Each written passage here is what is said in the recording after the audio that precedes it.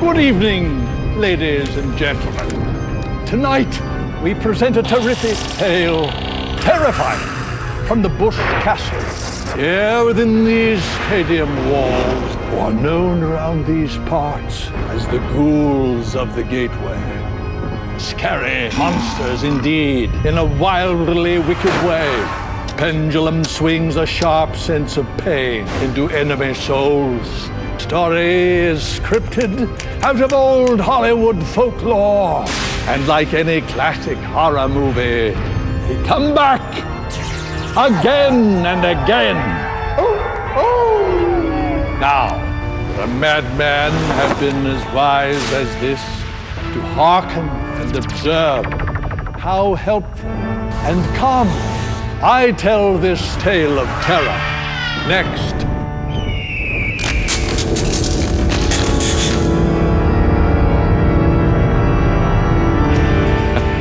And welcome to Richmond, Virginia, a night where on Friday the 13th, superstition and caution are out the window. Who knows what we're going to get in this live-action thriller on FX. Welcome to the Super 8 pre-race show, coming to you from the Richmond International Speedway. This is Busch Series short track racing at its best. Which driver will combine his skill and the luck necessary to win this race? Will it be Jimmy Johnson, Tony Stewart, Carl Edwards, or Kyle Busch, just to name a few? You'll see them all underneath the lights here on FX, our Hollywood hotel located trackside just above Victory Lane, the place where America gathers every weekend to go racing. Nice to have you along with us. With Jeff Hammond, former crew chief, I'm Chris Myers. Nice to have you joining us here in Richmond. Fright Night with Jeff Hammond. Is it true? Was that your uncle that did the lead-in? No, but you can take off the mask now. We're going for real. All right, superstitions for race car drivers and crew chiefs. Are there any, especially on Friday the 13th? You expect me to tell you? No, well, at least, I mean, come on. I know how you guys are. There are people out there right now, they will tell you real quick that, hey, I've got things I do as far as a routine, and it turns into be somewhat like a superstition or whatever. But if things are working, you don't want to change. You want to carry that lucky penny in every car. Your socks may be the same, but you don't want to tell everybody about it. You always hear about racing luck, right? All right, we have 16 drivers that are in the Cup race tomorrow night on FX that are in tonight's Busch race as well. Mark Martin, one of those. He's won here 5 times in the Busch race, more than anyone else. What should we look for tonight? Well, it's a short track. It's Friday night the 13th. So what do you expect? There's going to be a lot of pushing and shoving, beating and banging, and there may be some people lose their tempers before they're all over for the night so with, or they may even lose their head. Well, on Friday the 13th, Michael Waltrip and Jeff Green, we're going to be watching that closely. As for qualifying, just moments ago, it was Casey Kane in the 79 car, nailing down the pole. He'll share the front row with Clint Boyer. And if you were watching on Speed Channel, he did what's never been accomplished before, at least in the history of this track at Richmond, winning the pole for the Cup race tomorrow night, which you'll see on FX. So Casey Kane doing the double at this point, and Matt Yoakum is with our pole sitter. First time in track series history that a driver swept both poles over the course of a weekend, and you're going to try to pick up both wins starting tonight. Size up how good that race car is. It was good. It was real good in practice. We tested here. It was good. So we'll see how it turns out. The Trust Choice car was fun to drive this morning, and Dodge dealer's car was good right there, so we'll see what we got. It should be a fun weekend. A big weekend as well for your off-track experiences on the NASCAR 360 show, which will begin tonight after this race. Yeah, that should be pretty cool to see that, start off and, see some of the things that we did, see some of my friends on TV, and just kind of watch what Rusty and some of the other guys that are on there do too. Could be a big night for Casey Kane. Last year, he had 2 top 10 finishes. In fact, last fall, he started from the pole, led over 100 laps. He could be one of the guys to keep an eye on tonight. Chris? All right, thanks very much. And a look at the championship points battle so far. Of course, Carl Edwards in first place. The only driver in the top 10 in both the Busch and Cup standings, Greg Biffle. Greg 9th here, 3rd in the Cup standings. We have 3 drivers from the state of Virginia, where we are tonight, that are in the top 10 in points. Right now, the guy you need to be kind of watching out for is the guy driving that 8 car. Everybody needs to be looking in the rearview mirror because Martin Truex is starting to slowly but surely get his team back on track, and they seem like they're making their way back up in points, scoring a victory, and then getting everything back like it needs to be. Defending points champion. You want to say something about the Jeff Green-Michael Waltrip battle that might continue tonight? The one thing right now you got to understand, and Michael tried to set it straight during practice, was the fact that, hey, NASCAR told these 2 drivers to stay totally away from each other. They didn't want to hear about it. They didn't want anybody getting into one another and trying to say, well, the other guy started. Just totally stay away from one another. But on Friday the 13th, how are you going to do that? Well, it isn't that hard. It's hard to stay away from anybody on this track. It is. You got to pass them sooner or later. All right, now how about as a crew chief, what are you telling your guy in a race like this? I know easy on the brakes, right, but easy on the temper. You really do have to work your driver psychologically. You've got to be careful at this racetrack. It is a fast racetrack. You do use the brakes very heavily going down in the corners, and you need to make sure that you don't get caught on the outside, I think, early on, Chris, because this racetrack normally has a sealer put on it, and it hasn't had it the last few races. So tonight, again, it doesn't have any sealer. You'll be able to tell where the groove is because it's a heavy black strip right through the middle of the racetrack. Get up out of that, you're going to be in trouble. Busch Series Racing here on FX. Glad to have you along on a Friday night in May. When we come back, Jeremy Mayfield in his Evernham Dodge. That's parked. He's coming to the Hollywood Hotel. We'll talk with him in a moment.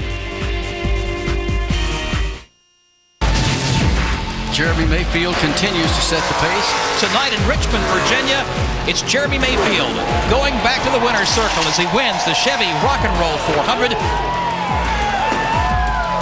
We welcome you back to the Super 8 pre-race show and the last time a race run here. Jeremy Mayfield, the winner. Nice to have him joining us here in the Hollywood Hotel. How you doing? Well, good, and I've seen that tape there. It looked pretty cool. That's the first time I haven't really watched the race. Really? Believe it or not, Really? I've watched the whole race. No, I just always see the highlights, and brings back a lot of good memories. What's the key to winning at a track like this? Man, it's just pretty much the same as it is everywhere. You got to have a good car, good stops, good strategy all night long, good motor. Just everything has to go right, and just like it did that night for us, everything was right, and ended up winning the race. What about the track this time? I mean, I've heard a lot of drivers talk about it's not the same track that was here at the fall race. So how much has it changed? I don't really think it's changed that much. I mean, today it felt like just like it did the last time we were on it, but of course that could be the setup too. You know how that goes. You bring a different car or something, it might be different. But our car was good in practice today, and ended up pretty good starting spot. Not as good as we could have been, but fair, top 15, and should be good. Yeah, well, last week at Darlington, the track, too tough to tame, waved a checkered flag of surrender to race winner Matt Kenseth in Cup and in Busch races. You can always count on Kenseth. Here comes Kenseth in that 17, and he's flying. Better keep an eye on that guy in that 17 car. That was an awesome fake. Kenseth, first win since Atlanta last October. And Matt Kenseth joining us live down on the track, getting ready to go racing. Matt, thanks for taking a moment to join us. Even with all your experience, still an advantage for you to run in a Busch race when you're going to run in a Cup race, especially when it's an impound weekend? I don't think it hurts anything. We'd just be sitting here watching it if we're not racing in it. So I like racing the Busch Series. It's always been a lot of fun. The 17 car means a lot to me with John and Robbie Reiser and their whole family. Give me the first opportunity when they own the 17 car. So it's special to me, and it's always fun to come out and run, especially when you can run good like we did last week. Well, right now, Matt, when you look at what happened last week, you had Robbie Reiser up on the box, but you've also got Chad Norris down there as your crew chief. How is that all kind of playing out right now? Is it working like you want it to? Yeah, I'm really happy. They don't have our first really new car done yet. It's going to be done. I think we're going to test it over in a couple weeks. We're not going to run a Busch car, I think, for about a month or so. So Chad's been doing a great job kind of getting acclimated to Roush racing and getting used to everything around there and used to the guys and how the system works. And, he's pretty much ready. Robbie's going to help him call the race tonight. And then Chad's, pretty much, on his own. And him and Chip did the test down there at Darlington. And Robbie helped race weekend and called the race and did all that. And he's helping again tonight. But Chad's been doing a great job, and the guys over the wall's been doing a tremendous job too. So it's been a lot of fun, and I'm looking forward to tonight. Hey Matt, this is Jeremy Mayfield. How you doing? Good, Jeremy. How are you? Hey, good. What about the weather tonight? It seems like it's cooled off quite a bit from earlier today. What kind of setup you got in that car? Well, you know as well as I do, when it's cool out, it's good for us. We don't sweat as much, so that part is good. But I'm not sure. Both cars drove about the same today. My Busch car, we really struggled with the first half of practice. And the very last part of practice, we got it where it was pretty decent. And qualifying it was okay. So, I don't know what the track's going to do. You never know here. You always would think it would tighten up, but I've seen it go the other way too. So we left our car pretty much how it was during the day to start the race. And we got it pretty adjustable so we can work on it during the race if we need to. And, Matt, we know you're a fan of the heavy metal band Metallica. We've talked about that before. Describe for us racing at Richmond. Is it like maybe a rock concert here sometimes in the way that it gets so crowded and exciting at the same time? It's a cool environment. It maybe is like being in the, maybe 10th row of a rock concert or something, and Bristol's like being in the mosh pit. So that's kind of the differences. All right, it's your pit crew will like that one. Good luck tonight and tomorrow night, and thanks for checking in with us. All right, thanks, guys. Appreciate Matt Kenseth, nice to have with us. Talked about track adjustment, and that's what I hear drivers tell us all the time, Jeremy, here, that no matter what it's like, you're constantly adjusting, and as a driver, you have to be ready for that. What does that feel like, and who do you rely on in those situations? Well, you got to rely on your past notes and experience, but, all tracks change throughout each race, but it seems like Richmond tonight, you never know which way it's going to go, like Matt said. That's why I was wondering what kind of setup he had. But you might think it's going to go tight, and all of a sudden it loosens up and then gets tight at the end, or vice versa. So we should see later on tonight what's going to happen. And I think you need to explain to folks home also, when you come to a place like Richmond, you're constantly turning that wheel. There's only a short period of time down the back straightaway that you really straighten out and get a chance to relax. Because once you go off into turn 3, you're turning all the way until you exit turn 2. Right, and you don't really see that, as far as the fans sitting at home watching on TV, how much we do turn the cars. And there's a lot of wheel on the front stretch here that you have in the car still. And then you go into turn 1, put a lot more in it, barely get straight on the back stretch, and that's kind of your relaxation period, which is only a couple seconds, obviously. But 2 blinks of the eye. Yeah, not too long. You have your experience at age 35. Actually, a birthday coming up, right? Later this month? Is that yeah, I hate to say that. Okay. Yeah. That's all right. There's nothing wrong with it. I always wondered, when you're growing up, you hear all these people, once you get over 30, they don't want to, advertise their birthdays, and I know why now. So. Yeah, but how about the young drivers that, we have 19, 20, 21 See, I knew that's where that was going to. That's right. 36, all the young drivers coming in.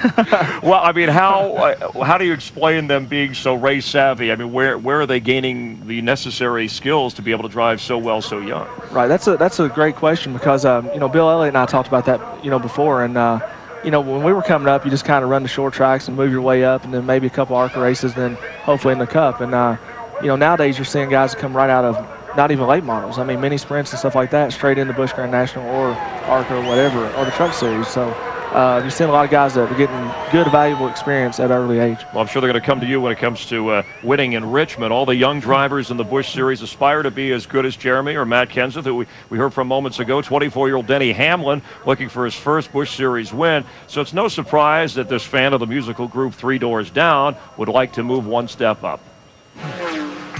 My name is Denny Hamlin from Richmond, Virginia. I drive the number 20 Rockwell Automation Chevrolet. This is my first year in the Busch Series. We're looking to win Rookie of the Year and finish top 10 in points. I started racing go-karts when I was 8 years old, won my first race. Started racing stock cars when I was 16, won my first race, and I'm in the Busch Series in 2005. I get to race against one of my heroes this year, Bill Elliott, and that's pretty exciting. I'm an avid online racer with Dale Earnhardt Jr. and Martin Truex. Online racing really helps you get used to the tracks, and racing with the likes of Dale Earnhardt Jr. and Martin Truex doesn't hurt either. Denny Hamlin, it is first Busch Series race here at Richmond. His family purchasing over 125 tickets for family and friends to see him run in this race. And his mom has a special superstition that Jeff Hammond will tell us about when we return, with Jeremy Mayfield joining us here in the Hollywood Hotel, counting it down to Busch Series racing from the Super 8 pre-race show. Oh, I know something I got to talk to you about. Welcome back to the Super 8 pre-race show, the only 3/4-mile track on the NASCAR circuit. This was once a dirt track paved in 1968. It's been repaved more recently, creating kind of a smooth atmosphere in the Hollywood Hotel. And go ahead, you had a question? I'm going to bring up a little bit about dirt track. And I understand you got a dirt track out behind your house, and you had invited Chris and I to come over and drive these dirt modifieds. Well, we're working on that. I promise you that. We got a little small track. We call it Curtisville Speedway. Bunch of my buddies call me Curtis Mayfield, by the way. Oh, okay. And, Superfly. Yeah, Superfly. And we got a little track that we got running, and called it Curtisville Speedway. And you have to come out and race. Yeah, we'll race. We're building like little half-scale late model dirt cars. I heard about that. Said did you give one to Ray? Yeah, he's got one. He's got a modified body on his. Okay. Yeah. Speaking of Ray Evernham, it's your 4th year with him, and people say that you have channeled your aggression, become a more mature driver. He's been a good mentor for you. He has. Ray's been very good for me, and I feel like I've matured as a driver because I'm not just kissing his buddy. You're sucking up. You got the gig. Look, I thought you were trying to say you promised him some FaceTime. I did, but I'm going to get this out of the way first. He's been great for me. That's answered your question. Now, second of all, we got to talk about him tonight because he knew I was coming on here, and he said, man, you got to get me on TV. I got to get some exposure and all this stuff. So he's TiVoing you right now, I got him on TV right now. Okay. How much you have to pay? You don't hear me? Well, it'll pay dividends in the long run. Right. All right, we'll continue in a moment with Jeremy. One man on a roll heading into the Busch race tonight. David Stremme, for the first time since 2003, he's finished in the top 10 in 3 consecutive races. The driver of the number 14 Navy car, hoping to tie the field up in knots. I'll tell you the guy that's on the move, David Stremme, the 14 car. Stremme has figured out how to make that car work right now. David Stremme drove the tail off today, and he did a great job. Trackside, Steve Burns is with David Stremme. Steve? Thank you, Chris. And David, boy, you guys are on a roll. You've gone from 10th to 7th with that Fitz Bradshaw racing team in the Navy car. How have you guys been able to get so much momentum? I don't know. I think we lost some here qualifying. We're going to have to do a little old school racing tonight and come from the back to the front. But I think a lot of it has the chemistry in the team. Randy and I sat down here before the race. We had a strategy. I mean, basically, we got to stay out of trouble first part of the race, and we're going to run hard in the second half. And the Navy Dodge has been very good tonight in practice, but for some reason we went into qualifying and car wasn't very good. I know I was talking to McMurray. He said the same thing. There's a lot of good cars back here, so hopefully we can get to the front. David, I see some naval officers behind you. What does it mean to represent the United States Navy at a track that's actually just not even 2 hours from Washington, D.C.? Oh, it's definitely great. It's not only the added pressure just to win, but just to represent all the men and women sailors well and try to do the best for them so they can have something to celebrate, you know, while they're watching TV. But it is definitely an honor, and I feel like I can give back something to them and try to do my best on the track. Good luck getting that first victory tonight. Thank you. Let's go to Dick Berggren. And I'm with Greg Biffle, who is always exciting for sure. Last week he won the Nextel Cup race at Darlington, and this week, well, on his time trial lap for the Busch race tonight. Take us through it. You got a monitor? Yeah. What happened? Yeah, I do. Just had to make it exciting. I got loose going down into turn 1 real soon, and kind of got me down on the apron a little bit, and I didn't think I was going to get the wall. It kind of went around fairly slow anyway and got slowed up, but just excited I could save the race car there and start with it here. It doesn't look like we hurt the tires too bad, but we'll see when the green flag drops. I might be in a little trouble, but we'll probably be stopping earlier than everybody wants to tonight, so just wanted to keep our start spot.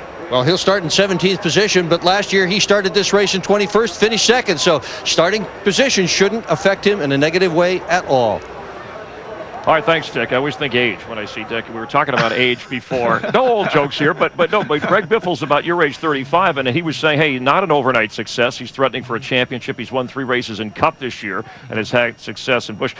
Talk a little bit about what you've seen in him as a driver emerge this year, maybe more than in the past. Yeah, I think Greg's just like a lot of guys. He come up the hard way or whatever and worked his way up the ladder. And, you talk about the young guys coming into sport, but yet you still got to have the experienced guys too that have gained their experience. I'm not trying to take up for myself here or Greg, but you just get it in different ways, and you I guess you'd say you reach your potential in different times. So and you need to be with the right kind of team, right? Exactly. Crew chief, if you don't have that, I mean, I'm speaking from the driver's point of view here. That if you don't have the car behind you and a good crew chief and point at you, Seth. Yeah, thank you. All that stuff, but you got to have the whole package, and the team is everything. But yet, it's a driver's responsibility to blend himself in with that team and make the chemistry work. Sucking Ray Abraham, nice sucking up to me. That wasn't really sucking up. Well, but the thing is, right now, how close are the new Dodge Chargers to getting the victory lane? I mean, we see moments from time to time where you guys go out, just like last week at Darlington. Right. It looked like Ryan was on his way to winning, and the tires bit him more than anything else. How close are you to get these cars where they need to be? We feel like we're real close. I mean, our cars are definitely getting better and better every week, and we're qualifying better, racing better. We just need some luck, and I think it's what you seen with Ryan last week too. Just a little bit of luck, and or pitting at the right time for him, but. Really, we got the cars, equipment's there. We just got to get better as a race team and make all the right decisions and have some luck. And we'll see you tomorrow night, of course, in the Cup race on FX, 7 o'clock Eastern here from Richmond. What about your Busch Series run this year? Has that changed a little bit? How many races? Yeah, a little bit. I'm planning to run like 12 or 14 for Rusty, and then I end up driving for Ray 3 races, something like that. I got a couple more to do, but other than that, that's all I'm going to do and go from there. But it's working out pretty good because it's every a race or 2 a month, so It's not really like every other week or a couple times. And real quick, Denny Hamlin's mom, what'd she say the superstition was? Yeah, Mary Lou, she gets to the racetrack, she crosses her fingers until she leaves the racetrack. I mean, can you believe that right there? To try to give her son some luck. And he's been doing good so far. Yes. He's had a good run so far. On Friday the 13th, cross the toes too. Yep. Try everything. All right, another young guy who's done well. In fact, last year and is on his way, as Jeff talked about at the top of the show, Martin Truex Jr., currently 4th in the standings, the defending champ. He's from New Jersey, so you would think that as a bright guy and a wise guy, he would have known better than to agree to sit down with me for 10 laps with. What kind of music do you like in general? I like a mixed bag, really. Rock, country, rap, pretty much everything. How about your favorite cartoon character? Scooby-Doo. And why would that be? I have no idea. The Mystery Machine. That's what came to mind. That's what came to mind. That's fair enough. If you had to have a 9-to-5 job that wouldn't allow you to be in racing, what do you think you'd end up doing? I'd probably work on the boat.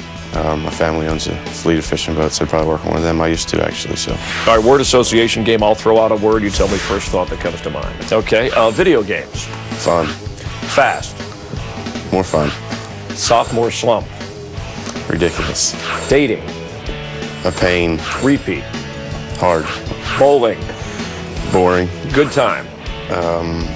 Chilling with my buddies. Good times. Good times. All right, this is the Super 8 pre-race show. He'll start fourth in tonight's race. Jeremy Mayfield's going to hang around with Jeff Hammond and myself here from the Hollywood Hotel to watch the race like you. Stick around. We're getting to start things going here at Richmond in just a moment. Nice to have you on FX. From the Richmond International Raceway, time for NASCAR Busch Series Racing on FX, presented by Johnsonville.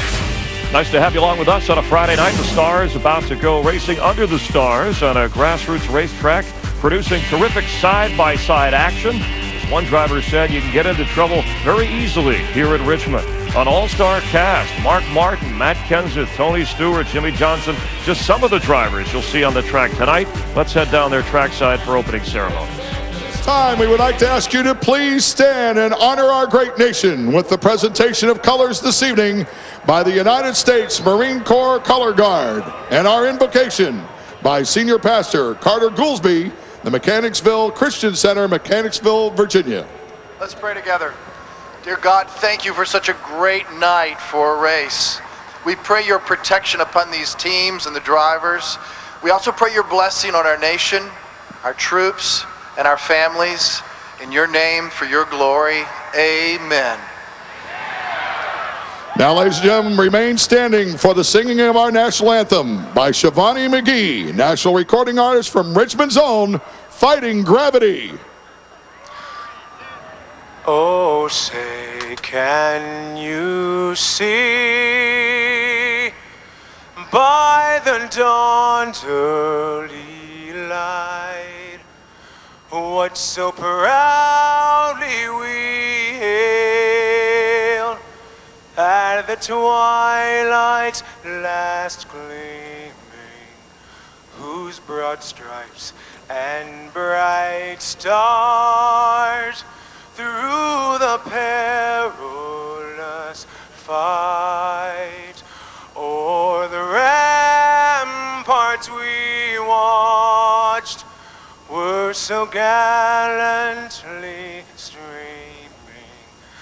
and the rocket's red glare, the bombs bursting in air, gave proof through the night that our flag was still there. Oh, say does that star-spangled banner yet wave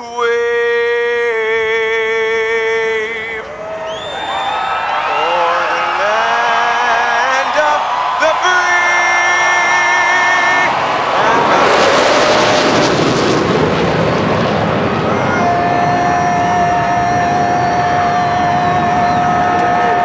Ladies and gentlemen, our flyover from 4 F-16s from the 192nd Fighter Wing from the Virginia Air National Guard, Sandston, Virginia.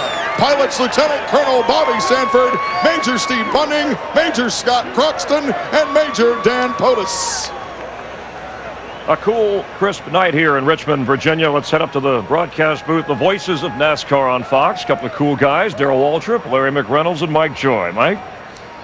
Thanks, Chris. We're still trying to nail back some of the ceiling tiles after that flyover. Wow, That's just about took the roof off the house. Shook the joint. 42 Busch races here. 1 out of every 3 have been won from the front row. 4 Dodges in the top 10, along with 4 Chevys and 2 Fords. But one driver, Darrell, who may have the most interesting night is Greg Biffle. Yeah, I'm a little bit worried about my old wheel man. I mean, he got loose in qualifying. He did a 360 hard on the skins. I'm afraid he flat spotted those tires, or at least he hurt them. He's going to have to be coming to pit road pretty early. That could make it very interesting. As we saw at Phoenix, he can do it. He can work his way back through the field. But this right here, it makes your Goodyear tires very unhappy. And Larry, finding the balance, a question of balance here, and finding that today, and as we've seen in the last couple of weeks, maybe not so much a question of weather, but a question of timing. Yeah, I mean, we've done a lot of night racing over the last couple of weeks here. We were at Phoenix 3 weeks ago. We were at Darlington last week. All of the practice and qualifying has been in the heat of the day, and then we've been racing at night. These guys thought they knew what their cars were going to be like at the drop of the green flag. We saw at Phoenix and Darlington, they were not that way, and as we talk every week, we had the comers and the goers. The equalizer could be the fact that the weather's been cool today, and the track is not going to cool down that much from what it was in practice. What will the track surface be like? What will Greg Biffle's tires be like? Who will lead the first lap? Don't move.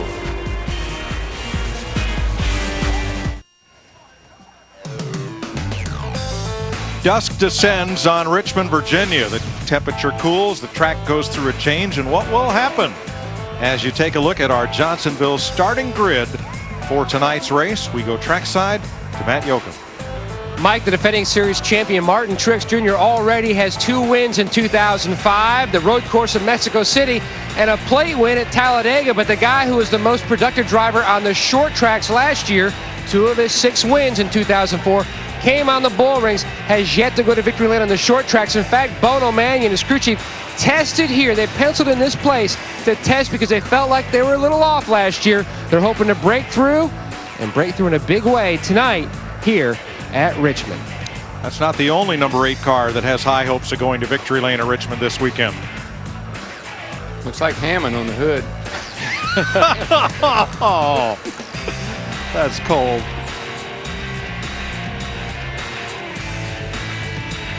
Now, let's go trackside for tonight's command. Race fans, now for the words you've all been waiting to hear. Our Grand Marshal, Tammy Trapani. Gentlemen, start your engines!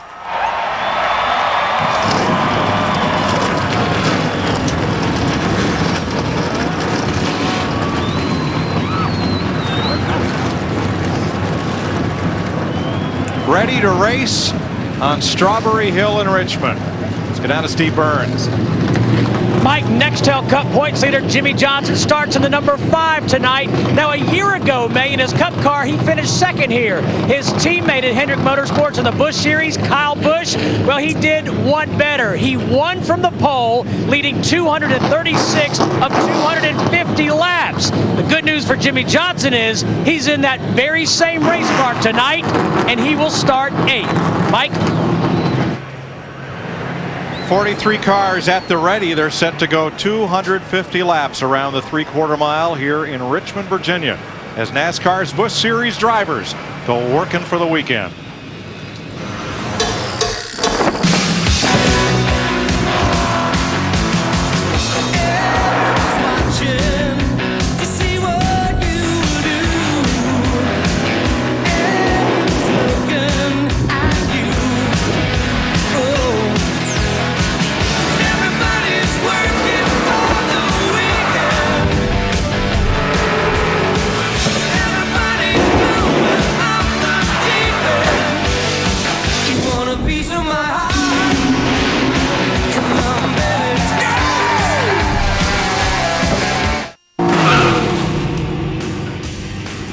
NASCAR on FX is brought to you by Johnsonville Broads, by WinFuel, and by Nextel. Ready to race in Richmond, Virginia, getting set to roll the field from the turn 1 end of pit road. 62 degrees. They expect 90 here tomorrow around noontime, but track temperature a nice even 75, give or take a degree, and we'll watch it cool a little further Matt, problems on Martin Truex? A problem with the transmission has developed for Truex. They jacked it up. Haskell Lavalette reached underneath. But what that means is they are now going to lose their 4th spot on the grid. They will have to drop to the rear of the field as Bono Mang now climbing underneath, still trying to get that car, which is stuck in gear, out of gear. If the car will not roll off the grid, it has the same effect as if you make a pit stop on one of the pace laps, and so he will go to the rear. He got it. I saw the rear tires start to spin like it got put in neutral. Must have got stuck in 2 gears at one time. That happens occasionally. But they'll be on pins and needles all night on restarts. Let's join Dick Berggren. Well, Wisconsin native Matt Kenseth is the Busch Series most recent winner. Took home the trophy last week in Darlington, South Carolina. I'm in his pit right now. He will start in 11th position tonight at Richmond. He has finished 2nd in Busch competition twice here, 3rd twice, 4th twice, but never won. As he climbed in his car, I asked him what his strategy was going to be. He looked at me and said, run as hard as he could every single lap. Mike? Long way to go, short time to get there, 250 laps. Let's go down and get a quick nap at the Hollywood Hotel. Jeremy Mayfield, part of the Dodge family, of course, won the Cup race in September. Casey Kane on the pole. Yeah, he's done a great job, and that's a good job for that team. This is their first race together with the Trust Joy sponsorship and on their Dodge Chargers, and great team, and look forward to good things happening for them tonight. Well, tonight, Chris, you got to keep your eye on the tires. I mean, we always come to Richmond, we wonder how the tires are going to handle the abuse that this short track puts to them, as well as the fact we don't have the sealer. We saw a lot of graining during practices, so we have to watch the tires and see how they kind of come into play here tonight. Drivers said they'll be in their adjust mode all night. Mike? A lot of drivers in this field who are bushwhackers. They're double dipping, also running the Nextel Cup race tomorrow night. But with them, 9 drivers making their first Busch Series start at Richmond. The Funai 250, 250 laps, 187 miles is the race distance. And hard to make this race on one stop. It really is, I think, simply because you're going to want tires more than just once during this race. But there's no question, as we get down to those last 50 or 75 laps, these crew chiefs drivers will be evaluating track position versus fresh tires. The history of this track goes back to the dawn of stock car racing. The stat you showed when NASCAR named this the Busch Series, Tommy Houston was the first winner here. Last year, both races were won by first-time winners. That's our Stagger 2 track fact, and they were. Kyle Busch and Robbie Gordon, first-time winner in the Busch Series, and what a dramatic night that was, ending up with Robbie Gordon in victory lane, coming back, winning it.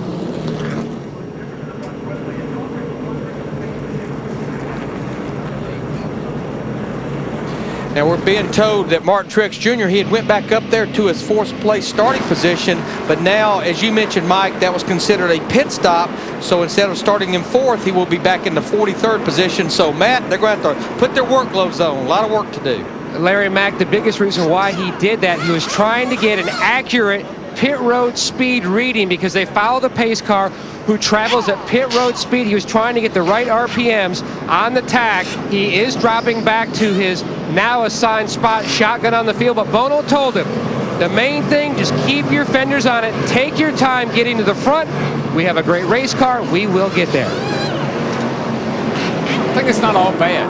I mean, you can do some different pit strategy now. Might be able to pit early, find your way up to the front late in the show. Might take a little strategy to get it back up there to the front. Might have to strategize a tad. Taking a look through our onboard cameras. Tim Fedowa there. It's David Stremme in the Navy number 14. And there is the 21 of Kevin Harvick. DW, it's Friday night. Let's get this party started. Pull those belts tight one more time. Yeah, baby. Boogity, boogity, boogity. Let's go racing, boys.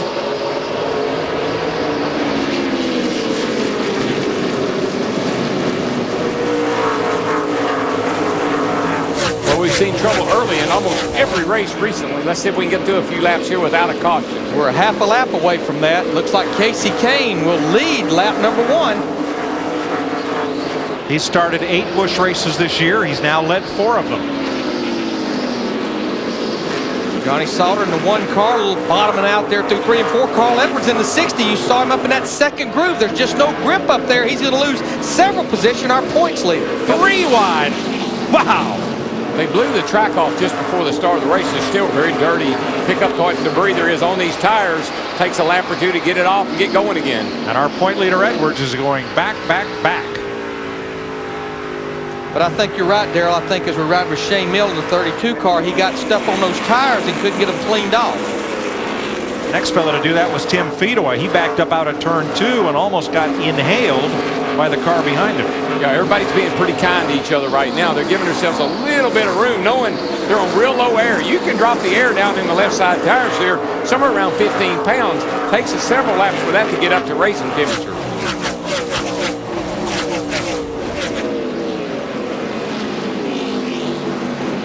Paul Wolf battling Shane Meal side by side. Meal got a little up high in turn 2 last time, dropped a couple of spots. It's a battle for 14th position right here between these 2 guys. Good to see Paul Wolf back in that 6 car. He's out of the Busch North Series. They took him out of the car on some of the super speedways, trying to give him some experience in these big heavy cars on the short tracks. Let's see how he does tonight. Yeah, you know, sometimes these teams have to do that, Mike, to keep the team pumped up. You know, you can't keep having trouble week in and week out. We've seen that with a 5 car and Jimmy Johnson. Around turn 2. There we go. Or rather, the 99 of Michael Waltrip was the outside car as they tried to go 3 wide in turn 2. Well, Michael likes that outside. We talked about that, you know, this morning he and I did. I said, dude, I don't think it's there, and I think he'll agree with me now. I believe his night's going to be short-lived. He just barely made this race. He was the last go-or-go-home car to get in the show. Shorten that bad boy up. There he goes down on the outside. The 56 car, the 14 car, they just kind of all go up the hill. He's the last guy on the outside, hard into that wall. Never really saw any contact by another car. He was just up there where you can't be right now. Michael Waltrip goes around, puts the corn dog into the fence. Ouch.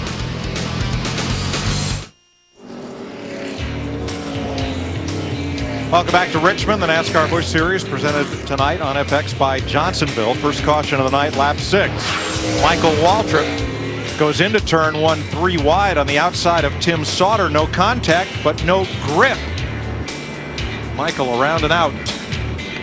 The minute those yellow lights came on, though, Steve Burns, Greg Biffle told Newt Moore, give him 4 tires.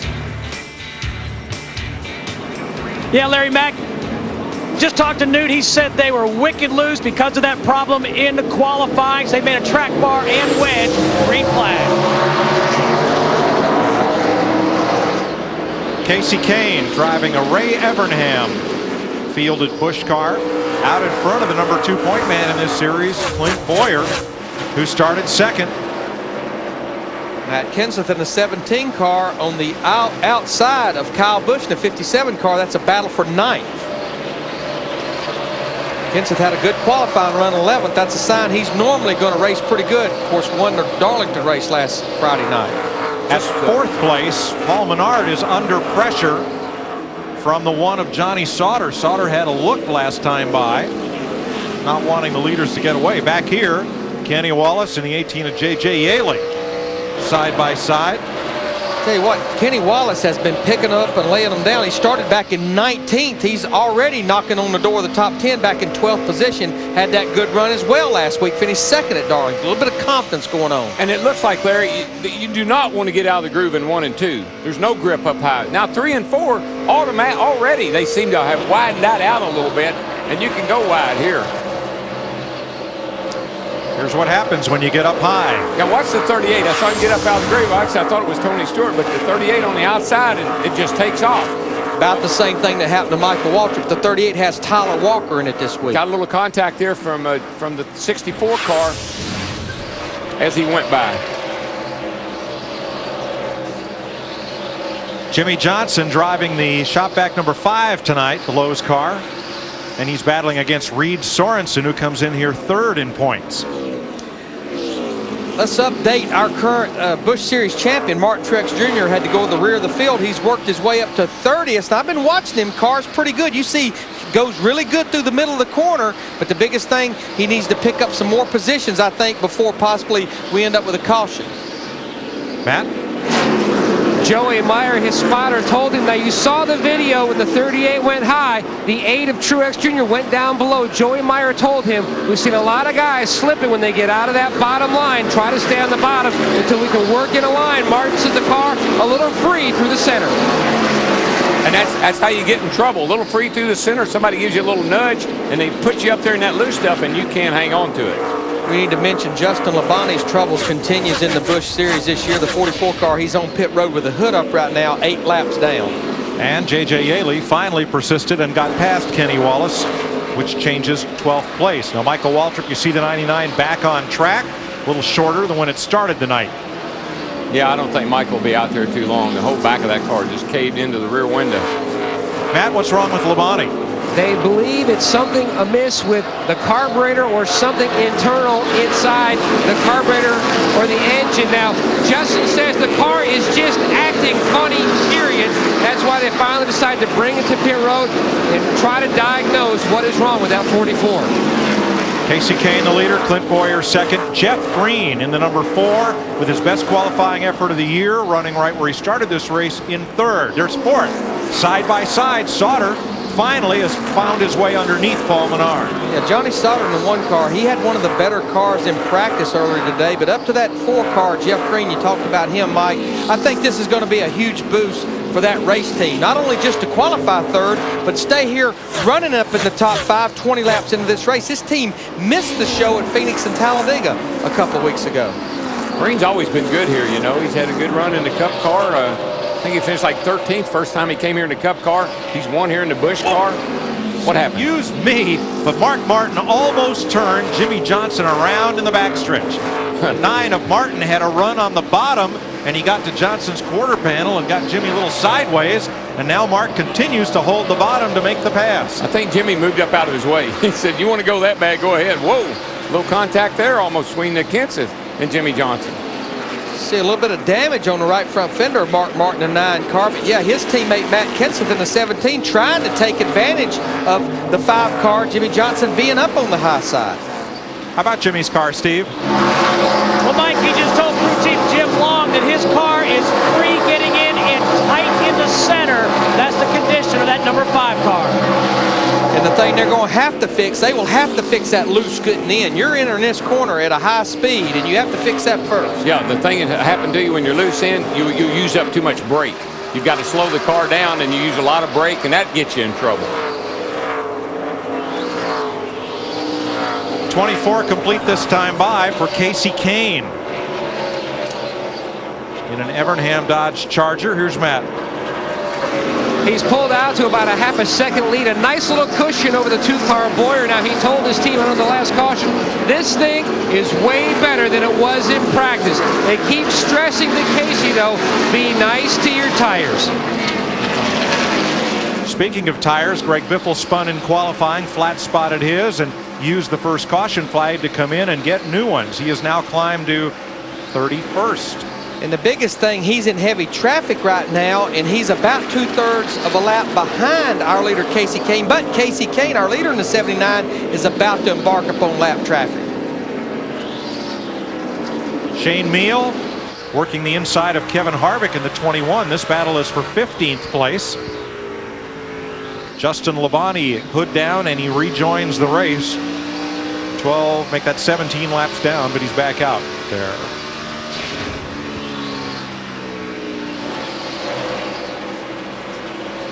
This battle for 26, just behind Tony Stewart. Tim Fedewa in the 12, getting passed by Denny Hamlin, and now David Stremme goes to work on the 12. See Martin Truex Jr. in the 8 car. I think he's much quicker than these cars, but he's boxed in right now behind them. Darrell, this has been a fun battle to watch. The 33 of Stewart, the 27 of David Green. They've been trading back and forth. Yeah, it's just if you overdrive the corner at all, you slide up, you open the bottom, and then the guy behind you sticks a nose in there, and you've got to let him go. And it's kind of been back and forth, cat and mouse here. 27 laps complete, make that 28. Casey Kane has led them all at Richmond.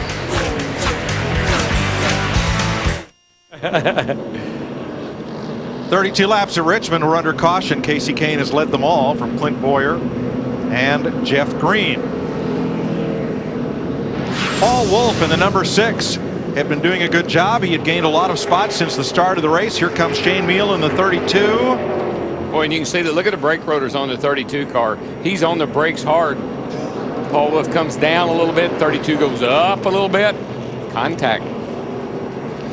What this caution did, it brought about 20 cars to pit road for 4 tires and adjustments. I mean, you can see that Meal was trying to stay on, but Meal just drove the corner too hard and had nowhere to go, and the 6 had to make the turn, and they come together. It's amazing we didn't have more cars involved in this single car spin. Carl Edwards got underneath it, and Kevin Harvick knew enough to hit the brakes. Let's go downstairs, Chris. With Jeremy Mayfield, we have one of 9 rookies, Paul Wolf. How do you channel that aggression, harness that, especially on a track like this? Well, it's tough, you know, and that's part of being, you know, a Grand National driver or a Cup driver, and you got to learn that, learn to take what you got and as much as your car will give you that day, and you just got to find that balance for yourself. Now, basically, Paul's one of your teammates and everything. As we take a look here at Steve Mill and Shane Mill in the 32 car, but you know, you've been talking to this young man, and do you feel like he's kind of like dealing with the pressure as far as, I mean, he's got a huge responsibility trying to drive for Ray Evernham? Yeah, he does. You know, anytime you come in, not just with Ray, but into this sport, it's a lot of pressure, and you know, some people handle it in different ways, and you got to find the best way for yourself to handle that, and there's a lot of pressure, and everybody goes through it, and you just got to learn how to deal with it, and that's something that I think Paul's done a good job at so far, but got a long way to go. It is Dodge, but a Dodge has led all the way in Casey Kane. Mike? The first 18 cars in the lead lap stayed out. Everybody else pitted. Here's our TGI Fridays Friday Night Trivia. Who's the only driver to make the weekend sweep at Richmond and win the Busch race and the Cup race in the same weekend? I believe it'd be Harry Gant. Well, I think. No, I don't think so. Well, Harry Gant, Mark Martin are those the answers to all our Pretty Busch obvious. Series trivia. We'll find Sure out. it wasn't Dale Jr.? Matt Kenseth? I don't know. Restart. We'll have the answer in a minute. Now our top 18 cars right now elected to stay out from Casey Kane all the way back to David Strimmy in the 14 car. Paul Wolf was trying to get back on the lead lap, having a tough time of it as he's in and amongst the leaders. He's not making any friends right now, I can tell you that.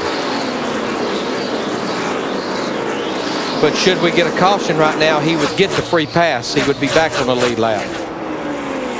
Dick Berggren on the second place car.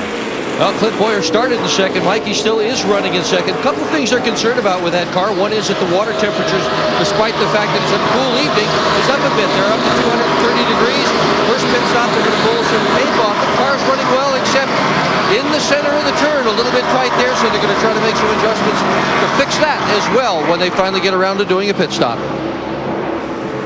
Well, these fellas seem to have the magnetic attraction for each other, and they're not even from the same hometown. And I say that guardedly, since we had 2 Owensboro boys going at it at Darlington, and we've got 1 in the booth and 1 in the hotel tonight. And there's 3 on the racetrack tonight. Right. Mark, David, and Jeff, all 3 in the race tonight. So, and Michael, that's 4.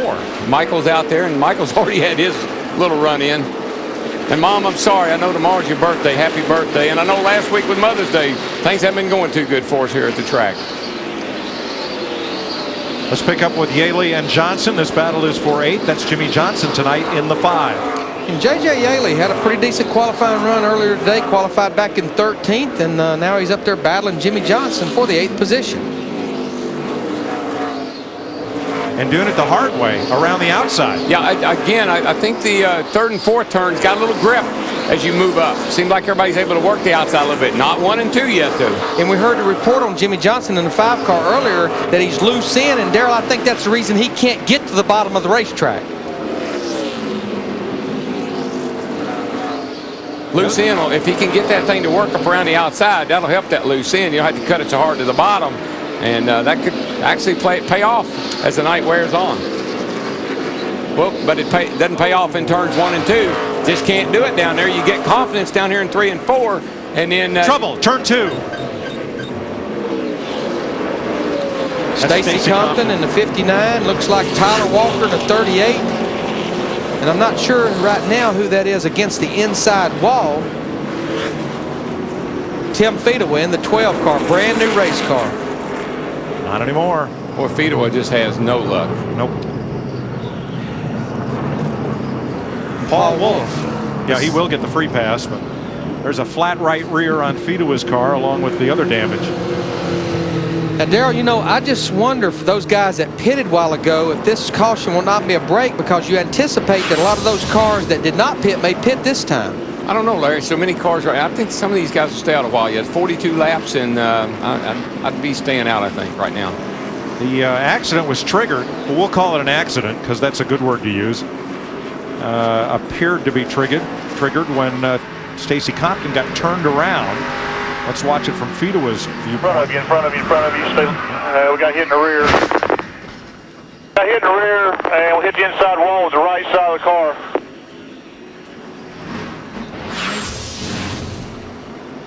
And a look from here, that may have been Kenny Wallace that got into Stacy Compton. Yep, there's Kenny. And there's the contact. Good job, buddy. Yeah, it's just hard to stay on the bottom off of turn 2 over there and try to make a pass, because the guy on the outside has really got to respect you on the inside. Third caution of the night. And Compton. Yeah, he's got fluid running out of that car, so he's busted. It looks like the radiator in the car.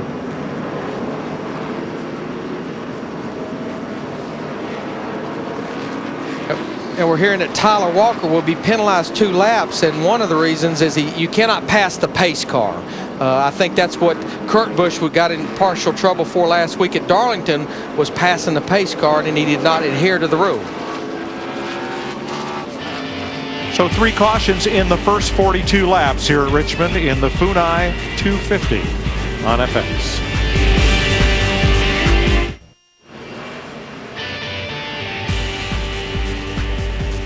Glad to have you with us here from Richmond, Virginia on FX. Casey Kane has led all the way. We're under caution. Here's how things started. Martin Truex Jr., transmission problems. So from starting 4th to the back of the field to start the race, but now he's up to 17th with fresh tires. Casey Kane, not only the pole sitter for tonight, but also for the race tomorrow night, which you'll see on FX. Michael Waltrip, first caution of the 99 car, spins into the wall, and no, Jeff Green was nowhere to be seen. In fact, he's hung around the top 10 most of the night.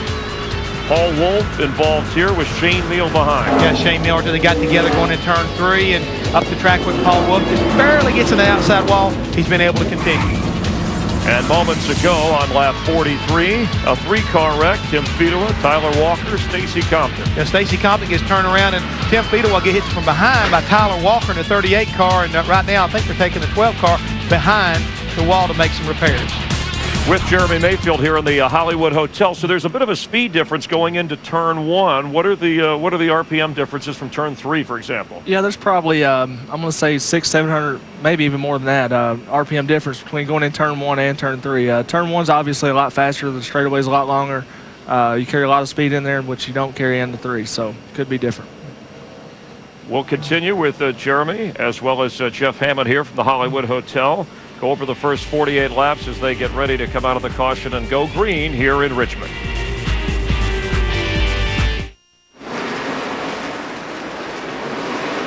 Here's the restart after the 3rd caution of the night. 51 laps complete. Looks like Clint Boyer in that 2 car. He may have caught Casey Kane sleeping just a little bit at the start-finish line. It's a drag race around the back straightaway. Clint Boyer loved to lead a lap and get 5 points. He has the preferred line. But Casey Kane has the steam. And he has the 5 points. Boyer got him by 17 one-thousandths of a second. First time he's led at Richmond. And it's not quite over. They're still side by side. Boy, that's dangerous racing right there at this point in the night. And while these guys are going side by side, you see Jeff Green in the 4 car, Johnny Sauter in the 1 coming to him. I kind of like my little buddy hanging back there in 5th place. That old 41 car, you just kind of ride along watching these boys race. Reed Sorensen making his first Busch Series start here at Richmond. All right, so who did the weekend double here at Richmond and won the Busch race and the Cup race on the same weekend? Survey says. Hey! by Harrigan. Ye of little faith, Mr. Waltrip. Well, it's always Harrigan. Harrigan, in fact, won both Busch races here. I think it ought to be other than Harrigan. Right now, looks like Jeff Green in that 4 car has his hands full of Johnny Sauter in the 1. That's a battle for the 3rd position. And meanwhile, your little buddy's coming to them while they're running side by side. Reed Sorensen. Oh, yeah. I like the way that kid races. 8 car up the hill down here in turn 1. I think all what's wrong with him, he just got into loose stuff. Matt. D spotter Joey Meyer just told Bono that they got up in the wall off of 4. They are trying to make their way down the pit road. They're going to be able to get down in time. They'll have to go at least one more lap, Matt, to clear the traffic. Good right front damage, Bono. The tire's not flat, but... Oh, here we go. Around on the back now. 44 car. Justin Labonte spins. Caution's out. What a break for Martin Truex Jr. It's not over back there, though. They're still wrecking. Yeah, Blaney got into the back of Aaron Fike, I think, in the 43 car. And there's Martin Truex Jr., who was trying to get to pit road, didn't make it, but it was a blessing he didn't, because now he can do it under caution. I think Blaney must have busted the radiator in that 31 car. It started with Justin Labonte's spin, and then this car of Fike got hit by Blaney up and near the wall going into turn number 3, and it became a big mess. Let's go back to Matt on the 8. What's the car doing? Truex just told Bono that he was riding along, and all of a sudden the car just went right. Now Bono asked him if the steering wheel was straight. Most teams have a piece of tape in the center of the steering wheel so the driver knows when the front wheels are straight. He says, no, it is pointing to the left. They're already working on a game plan of trying to fix the toe, Larry Mack, on this 8 car. And that can be a tall order, because remember, you have to maintain pit road speed of 40 miles per hour. So to do that and not go a lap down, that's going to be a tall order. Dave Blaney pits the Whelen Engineering car with a lot of smoke ever since that contact with Aaron Fike. And they were not part of the caution.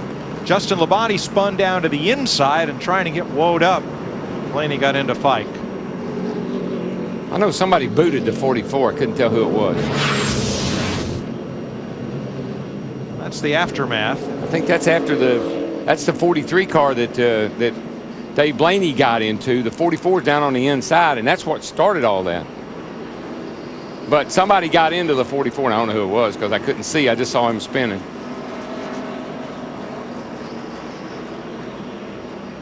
A little magic here. Maybe we can determine.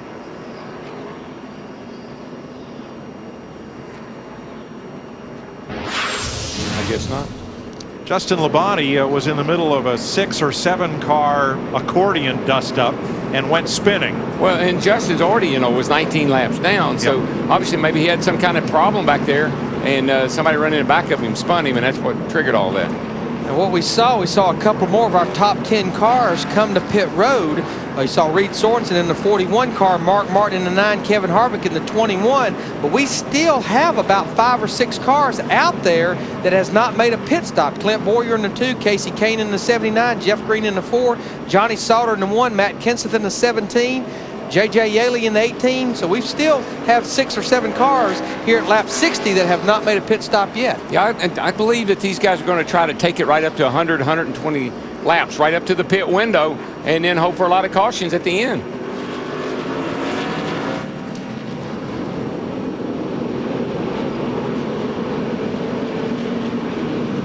We'll have to check. We may add to that list Shane Meal, and I'm not sure about, and I believe Carl Edwards. But, so that would mean that the top 8 cars in the race have not stopped as yet. Matt? And Bono is calling Martin back to the pits. They changed the right side tires. Now he's so deep in the field that they didn't want to try to lose a lap by fixing the car completely. They had him go on out after the right side tires, but he just told Bono something is broken in the car. He can feel it. They're going to bring him back to pit road. The defending series champion came in here 4th in points. Let's watch from David Stremme. And watch the black car on the right of your screen, the 38. That's Sterling in the 40 car. He gets into the 38 car. And I'm sure that bottlenecked people up back there behind him, like Justin Labonte. Looked like somebody got into the back of him, like I said. And into the fence he went. Whatever the cause, the outcome is the 4th caution flag of the night. And they're going to have to clean up on the back straightaway, so the field is being bundled up behind the pace car. And that's bad news for Martin Truex in a sense, because as soon as the starter has the red flag in hand, work will have to cease on Truex and on the 43. So there is the red flag. This race is officially on hiatus until the yellow flag appears once again. I don't know if that's bad news or not, Mike, because now they can evaluate it and formulate a plan. They can do anything. They can make pieces as long as they're not working on that race car. So this is maybe not, this is like having a timeout right here to evaluate. Looking's not working, right? Exactly. And they're looking right now. Don't know about you, but I never got paid for just looking. Don't know what I'm looking at.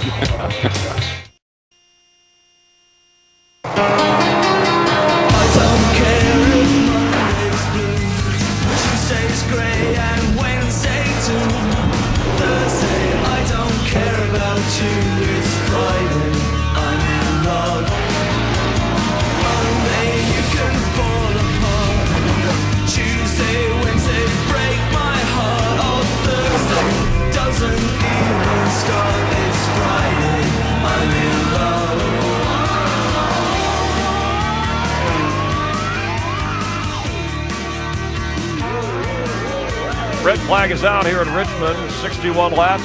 Clint Boyer, Casey Kane have led all the way so far. It is Friday the 13th. We've had 4 cautions already. And the red flag. Did I mention the red flag was out? All right, Jeremy's with us here in the Hollywood Hotel. So we really haven't even gotten racing yet. I mean, what have you seen so far that's caught your eye? Well, just from a driver's point of view, when you got a short runs and caution, a short run and caution, that's not any good. Then you got a red flag, and that just kind of throws your rhythm off, I guess you'd say, and really haven't got settled in and make laps and just start racing. And haven't seen none of that tonight yet. Yeah, so far we've only had 23 laps under green, so a lot of these guys not really able to get in that rhythm. But so far, I've been pretty surprised to see that 2 car come out, hustle like he's been doing, get it down to the bottom, make the passes he has. Clint Boyer's been doing a really good job. Jeremy, as a driver, though, having to sit when the red flag is out, what goes through your mind at that point? What can you do other than just wait?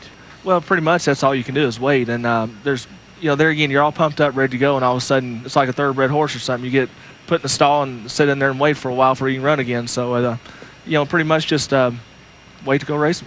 But it does give you an opportunity as far as a driver and a crew chief to have that downtime and get a chance to communicate and tell each other what the car's doing under a really kind of like stop condition. Right, yeah, you can definitely do that, is communicate back and forth and try to get your car a little bit better. Kevin Mannion could be doing that right now as we take a look. By the way, Dodge in 3 of the top 4 spots in this race. Let's check in with Matt Yoka. Matt?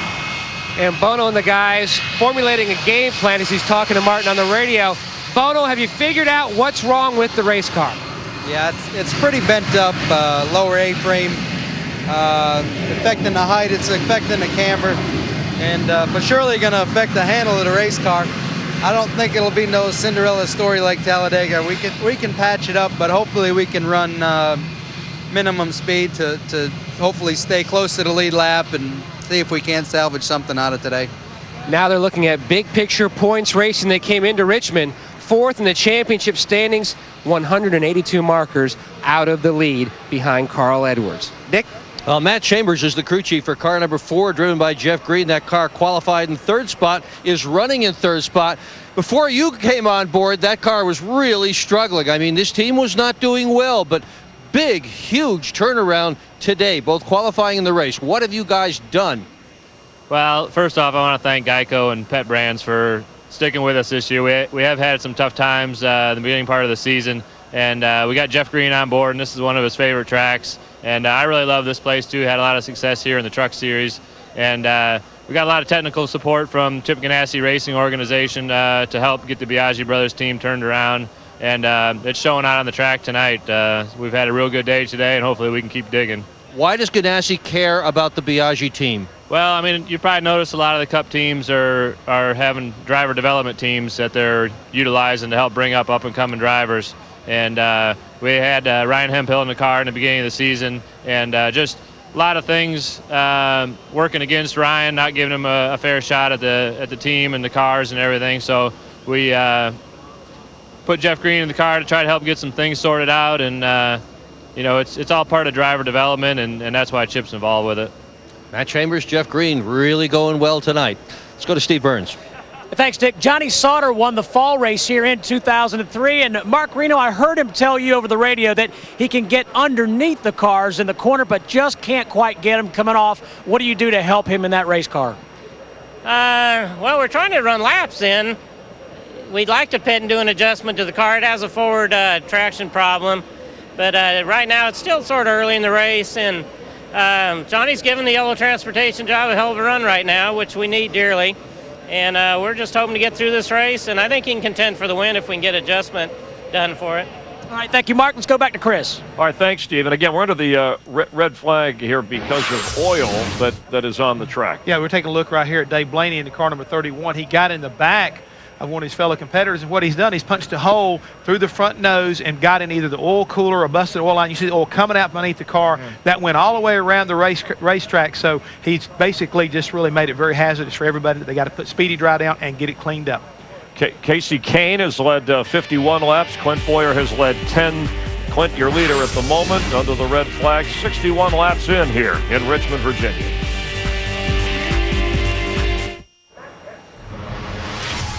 Michael Chiklis, Glenn Close, The Shield, all new episode Tuesday at 10 on FX. Back here in Richmond. Speaking of The Shield, Darrell, you might need one of those when you talk to Kevin Harvick, the Bakersfield basher. Yeah, let's see if we can wake him up. Hey, rookie, this DW, do you know that you're running 32nd? What's wrong, dude? Man, we were up there running. We drove our way up there into the top 10, and we had to come in and get some new Goodyears. Our Twizzler Chevrolet was pretty good, and I mean, there's 61 laps on the board. At some point, these boys are going to have to come in and pit. Yeah, roger that. You're not laying down on me, are you? Oh, man, I'm getting ready to put on a show, so you got something to talk about. Not that you're ever short on anything to talk about, but I'm getting ready to give you something to talk about here. Well, you know what? I will be watching. And I'm sure if it doesn't happen that way, I'm sure I'll hear about it, too. No, we're just out here having fun, learning a lot for tomorrow, and ready to go. What is a track like, Kevin? Looks like, 1 and 2, you just got to be real careful. 3 and 4 is getting a little bit more forgiving. Is that what you see? Yeah, I mean, ever since we unloaded this morning, I was a little bit shocked by how much grip there actually was. We had to loosen our car up a ton, and the second groove's come in pretty good. So we've been able to utilize that, and if we could ever get going here more than about 15 laps, which characteristically happens at this race, I think we'll be in good shape up there. Yeah, can you throw it over to Tony? Well, you throw it to Dick Berggren. I'm sorry. He wants. Can you take us over to Dick Berggren in the pits? Right there, dirt car Dick. I want to let you know that Dick told me I hadn't wrecked in like 100 and some races, and I've wrecked 3 weeks in a row, Dick. So go ahead and talk about something. That was wreck DNF, and you haven't done that, so your record is intact. You're doing a great job with that. Well, I'm up on the War Wagon with Gil Martin, and he is crew chief for Clint Boyer, who just happens to be leading this thing. We heard on the radio a little while ago that his engine was running a bit hot. What's going on? The AC Delco Chevrolet's doing really well right now. It'll cool down out front out there. Hopefully we can stay there a while because the car really likes it in clean air. He's done a good job up there, and we'll go a good job tonight. How soon are you going to pit? About 110, I hope. That'll be good. About 110, we can pit one time and go the rest of the way. All right, good luck with it. I'd like to say hey to my little boy and his undefeated team, the Red Wings, today. Good job. All right. Repair underway on Martin Truex's car. Now that the yellow flag has come out and the field rolls, Kevin Mannion's crew can go back to work trying to solve Truex's woes. He came in here 4th in points, and if he gets going again, could hold on to that. Well, it's a really good opportunity. I mean, that red flag was a real blessing for him because he's got the field that's real slow right now, so it gives them some extra time to try to fix what's wrong with it, and they've observed what's wrong with it, so big break for the 8 car. And he is still a lead lap car at this point. So the pits will be open. Again, the first 8 cars in this race have yet to make a pit stop. It's been a while since we talked about what these guys are doing on the tow out. Now what they're trying to do is they're trying to determine which wheel's bent, which it seems to be the right front. And then what they'll do, they came to pit road, they raised the hood. If you notice this tire, this right front's towed way out. Well, how they're going to adjust that is you go to the tie rod. You'll loosen 2 little nuts there on the tie rod adjuster sleeve. And then what they'll do, they will turn that sleeve. They have 2 guys with a string that's looking at the distance of the tow out. You adjust that in, you have to tighten those nuts back. They're trying to do that without losing a lap.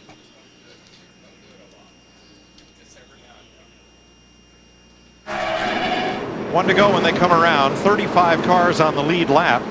Only 2 cars retired, Dave Blaney and Justin Labonte.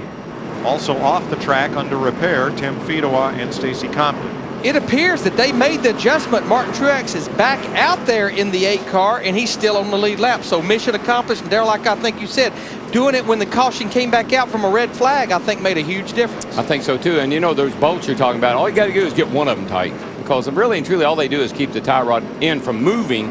And once you get one of them tight, it's going to stay where you want it. Aaron's invite you to do the math. Biggest gainer in this race so far, David Stremme. Ashton Lewis Jr., Sterling Marlin, and Michelle Jourdain. Hey, that Stremme bunch has been spot on every week. I mean, they have, well, recently anyway, they have really done a great job of turning his deal around. Mike, as you pointed out, though, before the red flag, our top 8 cars, they have not been to pit road yet. And we've ran 63 laps. That's right about half of a fuel stop. But I think what they're doing this based off of is the fact of those 63 laps, we've ran about 25 laps of caution. Yeah, and it's going to be, Larry, one and done. They're going to make one stop and try to make it to the end. That's the way it's looking. And this is a good tire to do that on. Uh-oh, the 8 cars now lost some time here. It looks like they had to come back and maybe tighten that tie rod, but he's sitting on pit road. He's just now leaving pit road, and the leaders just took the green flag. I think he may stay on the lead lap, but just barely as he gets up to speed. Yeah, he's going to be right in front of the leaders, and unless they've made a miraculous improvement on that car, he'll have a hard time staying on the lead lap. And of course, what he needs right now is a caution, and he needs a caution quickly. And he needs for it not to be him. But, you know, just remember, if the leaders do go by him, he would only be 1 lap down. If we get a caution in, he would get the free pass. He would be back on the lead lap. On the inside, Johnny Sauter. On the outside, Jeff Green, 3rd place. Hangs in the balance here. Boy, I tell you what, from what guys have said about the tires this year, cars setting and the tire cooling off and going through what we call a heat cycle can have a big effect on your race car. And this battle won't let up.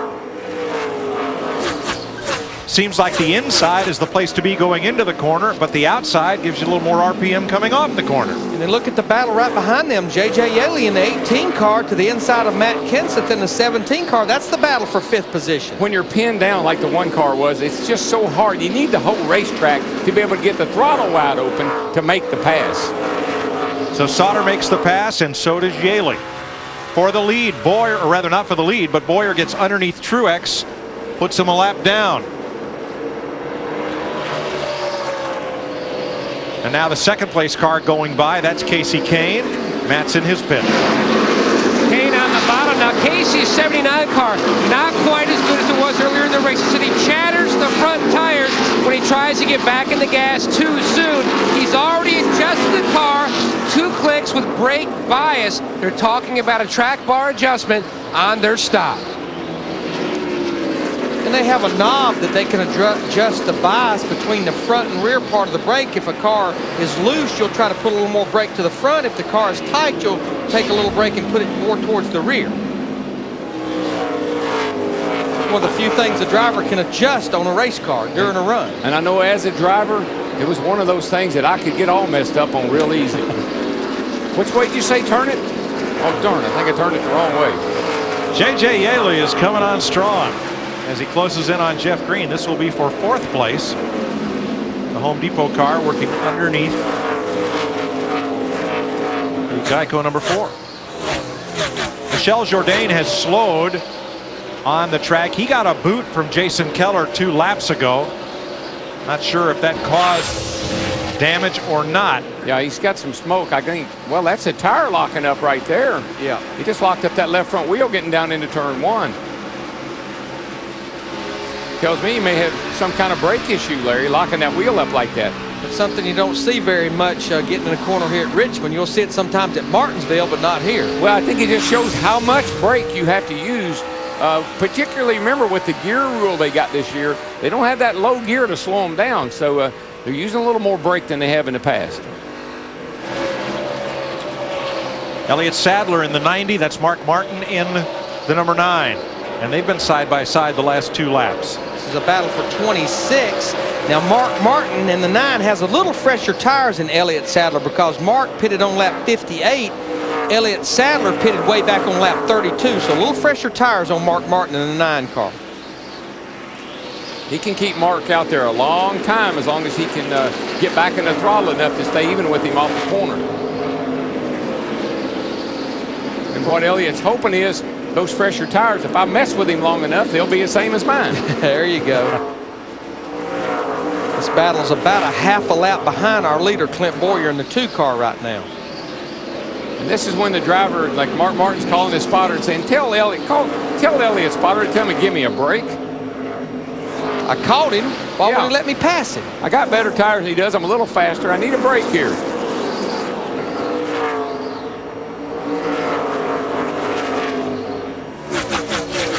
And he got one. Let's catch up with Greg Biffle, who made an early stop.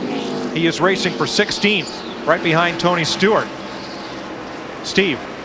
And Mike, he's actually pitted twice. Now here's some proof as to how humbling this sport is. He won his 3rd Cup race last weekend, but Greg has told Newt Moore, he goes, I've never had a car like this.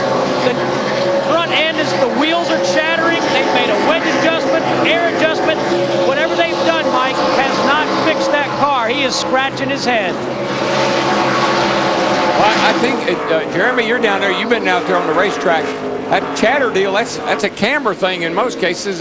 What's your experience been? Yeah, my experience has been when you have that, you're in big trouble because the front end just will not turn, and I know exactly what they're talking about. It's a bad feeling. And it's hard to fix goes a 41 car in turn 3. I'm sorry, Jeremy. That's all right. He just got under Paul Wolf going into turn 3, and Wolf cut out on him.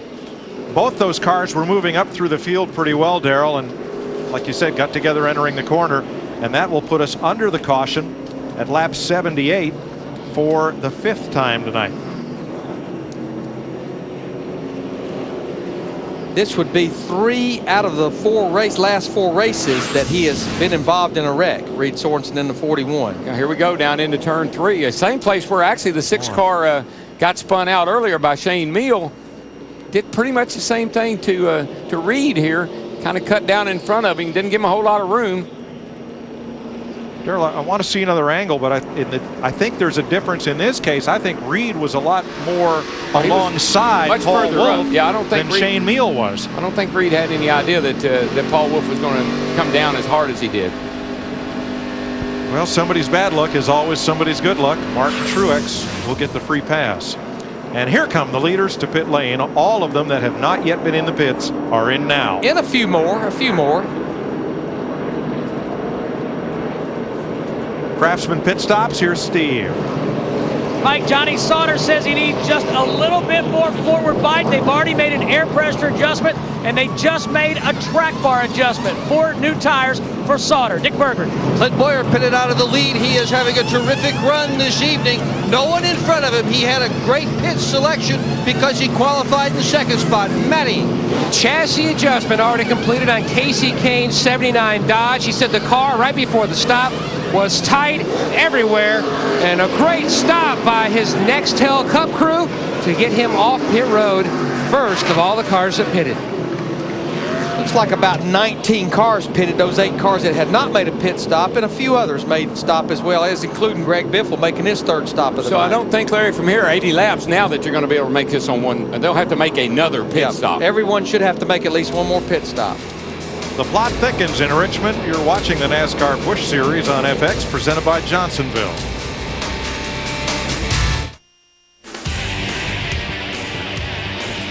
Busch Series Racing on FX, presented by Johnsonville, is brought to you by Smooth Busch Beer and easy drinking Busch Light. Busch, the proud sponsor of the NASCAR Busch Series. Paul Menard leads Busch, Hamlin, Green, and Wood. That's the way it looks at the moment. 3 Chevys, a couple of Fords. Let's rejoin Mike, Larry, and Darrell. Problem on Jeff Green's pit stop. The number 4 car hung a lug nut, so he is well back in the order. 22nd.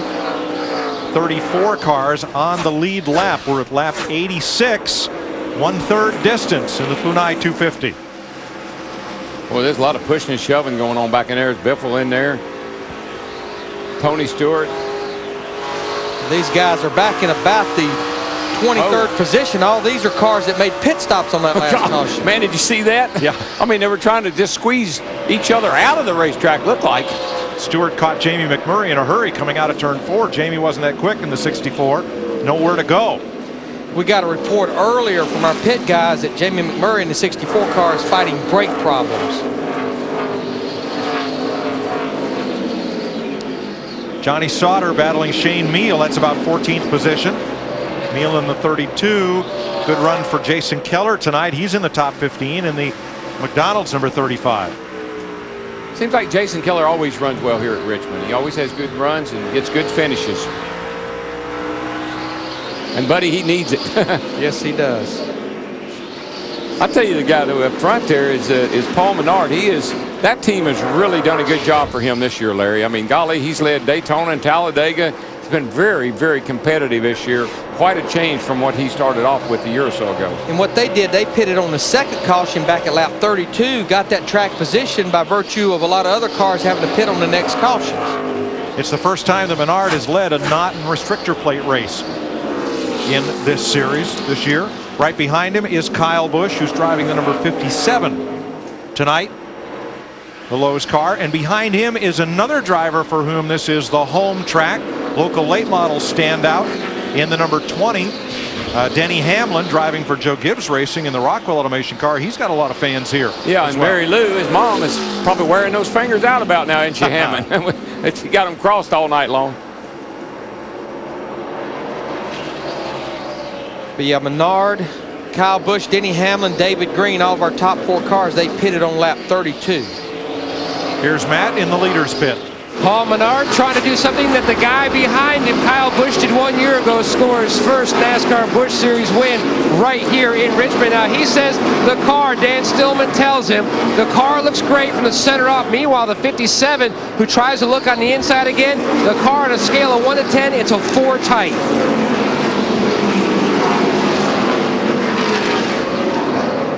Something we do. Stay behind, Dan. I'm not going to get him in trouble. Something we do to mention on that last caution, Martin Truex Jr., they did get the free pass back on the lead lap. Talk about nice recoveries after getting spun at lap 32 when he got together with Shane Meal, and being involved at lap 78 that sent Reed Sorensen spinning. Paul Wolfe back in the number 6. He's in the top 10, fighting Mark Martin off there for 9th place. Nice comeback for the New York State driver. I believe this thing can get some long runs, which we're on the verge of having one of the longest green runs we've had so far. I just believe Mark Martin in that 9 car, he will be a factor before the night's over. Where's my little buddy at now, Harvick there? He's up to what? Oh, he's up to 12th place. So his strategy might turn out to be pretty good, like he said. He was actually just passed by his teammate, though, Clint Boyer in the 2, as well as Johnny Sauter in the 1 car. And for the lead, Kyle Busch dives underneath Paul Menard. You can tell, though, Kyle Busch is using some brake right now. You can see those rotors glowing on the left front there. Boy, and Menard is not going to give up the lead easily. Could easily just given up and let Busch go by. But, man, you're right, Larry. I just saw that glowing red rotor in the left front. That won't last long. And while these guys are racing hard, you see Denny Hamlin in the 20 car. He has pulled right up on the rear bumper of the 57 car, Kyle Busch. Denny Hamlin said he's run 3,000 laps here on a computer. Yep. Steve has more. And Mike, Denny Hamlin saying his car is just a little bit tight in the center, but what a great story. As you said, he's from Chesterfield, about 20 miles south of Richmond. He said earlier today he was sitting in the grandstands last September watching the race, the Cup race, from this racetrack.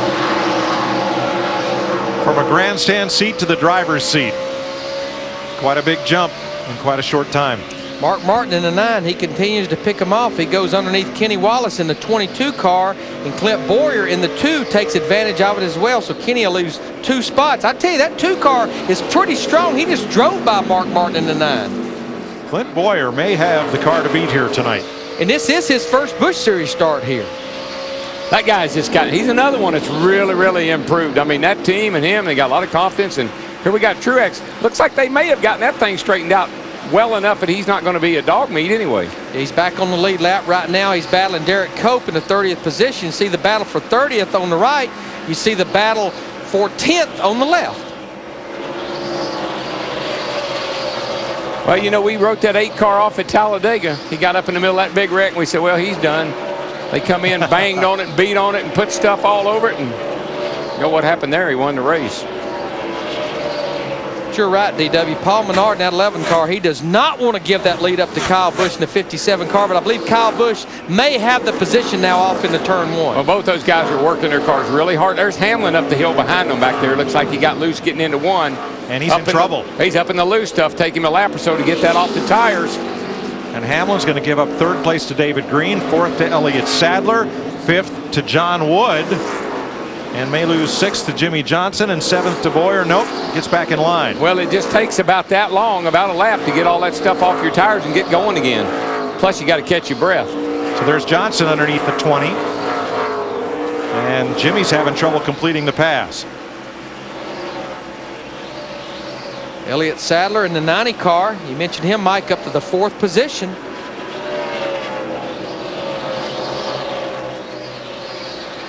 And back up front, where Paul Menard still has a mirror and almost a fender full of Kyle Busch. They're moving in on Steve Grissom in the 49 to lap him. See if the lap car comes into play here. Nope, Grissom keeps it well down on the bottom, and they'll single file around him. Well, that 2 car, Larry, is just on a tear. I mean, he's got along the side of Jimmy Johnson. The guy that's right behind him, though, that's the guy I'd be worried about. Mark Martin in that 9 car. This thing goes green a long time. That's when Mark's at his best. And that orange car behind him in the yellow transportation car, Johnny Sauterton won. His car looks pretty good on these long runs. He was good on long runs in the beginning of the race.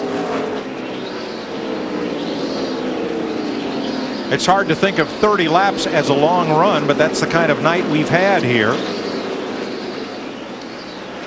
See the battle on the right between Greg Biffle in the 66, Jeff Green in the 4. This is a battle for 18th. We got the report that Jeff Green on that pit stop, those guys had a lug nut hang up. But what you have to remember, that group has not been making a lot of pit stops here lately. Yeah, they've been out of a lot of races early. Yeah, that's Sterling right in front of them. But I noticed all these guys on these long runs are putting, those rotors are glowing red. And that, you can get away with that, but man, it's hard on the braking system. And you know what else it's hard on? Is that right front tire. Because you build all that heat in that brake and it goes over in the wheel and gets that tire, and that's when you have a big problem. 108 laps complete. In Richmond, Paul Menard, Kyle Busch fight for the lead. You're watching the NASCAR Busch Series on FX, presented by Johnsonville.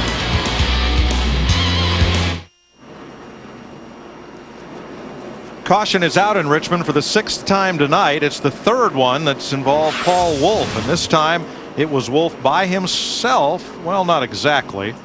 Had a little contact there with the 66 of Greg Biffle. Couldn't hold on to it, spun it around, no apparent damage. Too many 6s. Yeah, 3 6s. That's a bad thing. Not a good thing. Yeah, 3 6s together, not a good sign. David Stremmy's view of it all. Plus, it's Friday the 13th. Watch out. Good job. That's right, 666s, Friday the 13th. And the caution is out, and Kyle Busch, 2nd place car, came to pit road, among others. We had about 15 cars that pitted that time. Now, a lot of these cars had not been on pit road since about lap 32, but DW, I almost get a feeling that they may be thinking trying to make it to the end from here. I know we have 137 laps to go, enough caution laps, maybe it could get you there. Oops. Kyle Busch too fast entering the pits. Uh-oh. Tail into the longest line on the restart. Now that was Kyle, right? Kyle. So with 33 cars on the lead lap, he's going to be starting pretty deep in the field. It's not hereditary, Darrell. We've been up here too long. We're delirious. We're under caution. We're under caution, Larry. to go. Green flag, and we restart after the 6th caution flag of the night for Paul Wolf's spin. Jamie McMurray would have gotten the free pass, but sped down pit road, negating that. Menard up against Sadler. This is for the lead with Clint Boyer looking in. Man, that 90 car, Larry, just went around on the outside and took the lead. But I don't think I think it'll be short-lived because Clint Boyer in that 2 car, he has about 50 lap fresher tires than Paul Menard in the 11 or Elliott Sadler in the 90 car. Clint Boyer pitted back on lap 80. Menard and Elliott Sadler were on pit road at lap 32. Yeah, he's not wasting any time, Clint, and he's on it. We've seen that old 2 car run good here a lot, haven't we, through the years? Didn't matter who drove it. We do know all of these guys at the front of the field right now, they will have to make one more pit stop. Boy, Stacy Compton in the 59 car, he could not get out of the way of these lead cars down in turn 3 and 4 that time. Yeah, well, he's got a half a car racing against all these whole cars. First time this season that Elliott Sadler has led. Here's Matt. Back on lap 11, he told his team the car really feels nice getting into the corner, and then on exit of the corner it does chatter a little bit in the center, but he did say this car feels probably the most comfortable I've ever had in a race car getting into the corners here at Richmond. Well, I tell you one thing, and Jeremy will back me up, that's the best feeling you can have at this joint, is to be able to drive down in the corner and not have to turn to the right at all, just keep cranking left, right, Jeremy? Oh, for sure, Darryl. That's something you need here at Richmond for sure, is be able to get in the corners, because if you can't get in the corners here, you're not going to run well. Yeah, you almost feel like you're on dirt sometime here going down into turn 1, because the car just wants to get over in the right front and almost feel like it's going to spin out. When you can drive down in there, keep cranking left, ooh, that's fun.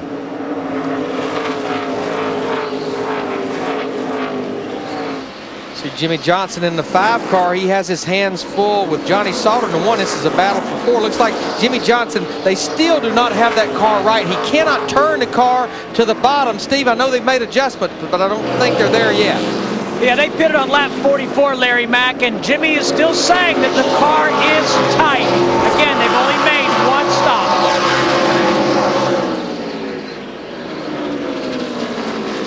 stop. Tony Stewart on the march. He is up to 12th. He just passed Sterling Marlin and now goes to work on Casey Kane. Car in the wall back straight away. Shane Meal. Yeah, he got up against the wall off turn 2. I think he got up a little high, got in that loose stuff. Looks like he hit it pretty hard to me, but it hadn't slowed him down much. Not much does. Oh, here we go, one around here. Oh, he's going to save it. He did. Jerry Robinson in the 78 car. He's actually still on the lead lap back in 26th position. Boyer hunting the lead. Now these two have really distanced themselves from the field, and Sadler just waves them on by. Yeah, he knew he was dog meat if he sat there and raced Clint Boyer in the 2. Let's see what happened to Shane Meal here. See, just gets up out of the groove and gets that loose rubber on those hot tires, and you just have no control. He didn't really hit it all that hard, just kind of scraped it. Just skimmed it a little bit. You know, really, he did a nice job of getting the car back straight, minimizing that whatever impact there was there. Oh, he didn't give up on one, I'll tell you that. And he only gave up a few positions because he's fallen back into place behind Tony Stewart in the 33, back in the 12th position right now. He's fun to watch. Tomorrow night, the Chevy American Revolution 400 is right here on FX. Tune in 7 p.m. Eastern Time live. The final short track race of the first half. Nextel Cup racing in 2005. And just like we've seen tonight, there is just so much. The cars are so equal right now, so much competition. They just can't help but run over each other. They run so close together.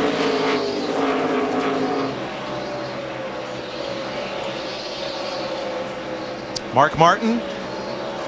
No matter where Mark Martin is, it's always about half a car length behind the action. Just lurking. He's a lurker at this stage of the race. Yeah, he keeps watching way ahead.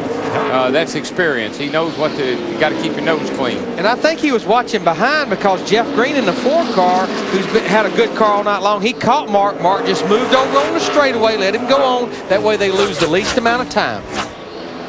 There's plenty of time left to race and use up your stuff. You got it. Don't race people that can't beat you. Green is still coming. He's underneath Johnny Sauter and opens the door for Mark. Nope. That door closes. It's a nice recovery by Jeff Green in the 4 car. On his one pit stop that he made, they had a lug nut hung up and got way behind after that pit stop. So we're just past halfway at Richmond International Raceway. Clint Boyer, one of 4 different leaders so far tonight.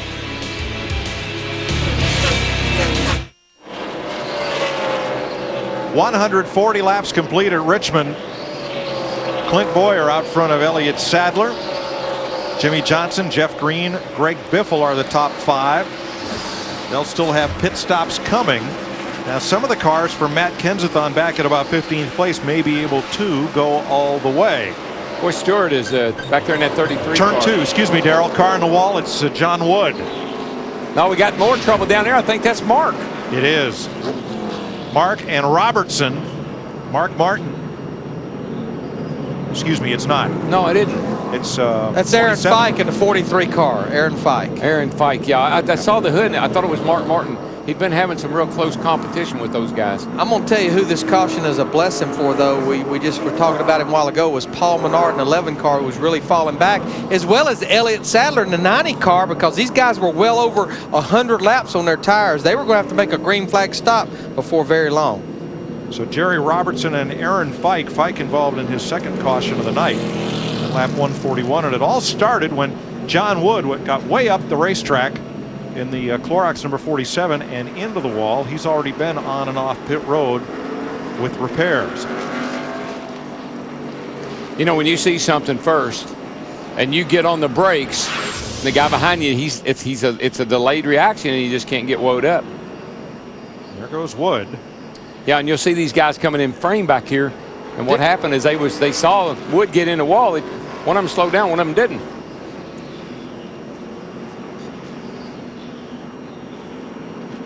Now, one thing this caution does, we talked about Paul Menard and Elliott Sadler being able to finally come to pit road. Anyone that pits from, at this point, we're pretty safe to say they can make it to the end with 108 laps to go. Oh, yeah, and they can make it to the end good, too. And here come the leaders. Yeah, here comes the 2, the 90. Looks like the whole crowd's coming.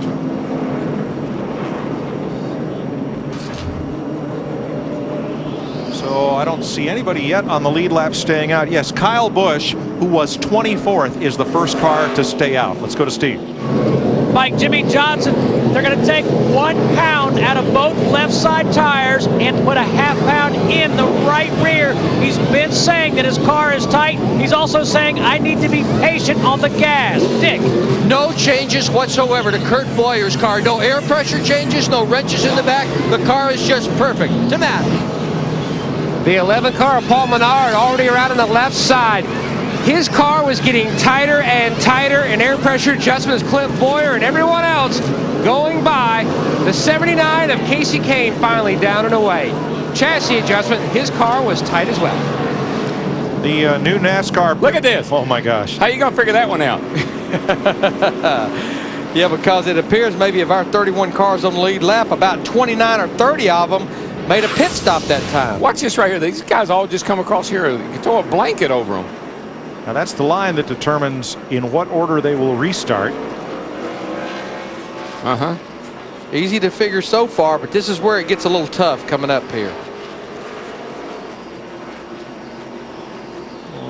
Yeah. Here they come. Now figure that one out. And the computer says Paul Menard's number 11 crew had a good stop. Car's been good all night. Pit crew's been on their mark as well. Crash from pit summary looks like this. Clint Boyer came in first, went out 4th. Elliott Sadler 5th. Now, Boyer came out 4th in the running order. He was the first car to leave the pit, however. 3 drivers on the lead lap stayed out on the racetrack. Kyle Busch, Stanton Barrett, and Carl Edwards did not pit. And we're on 1 to go. Michel Jourdain gets the free pass.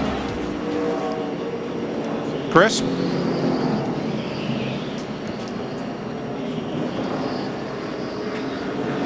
Jeremy, when you won this race, the Cup race last September, obviously was on track position. So with pit stops here, if you have a choice between tires or track position? Well, as a driver, you want tires, but you got to realize the track position is going to be very important here tonight. It'll probably play out in this race here what's going to happen, the outcome of it. But you can't beat track position anymore. These cars are so close, and we're seeing that tonight in the race. Or follow the leader, and you got to have track position.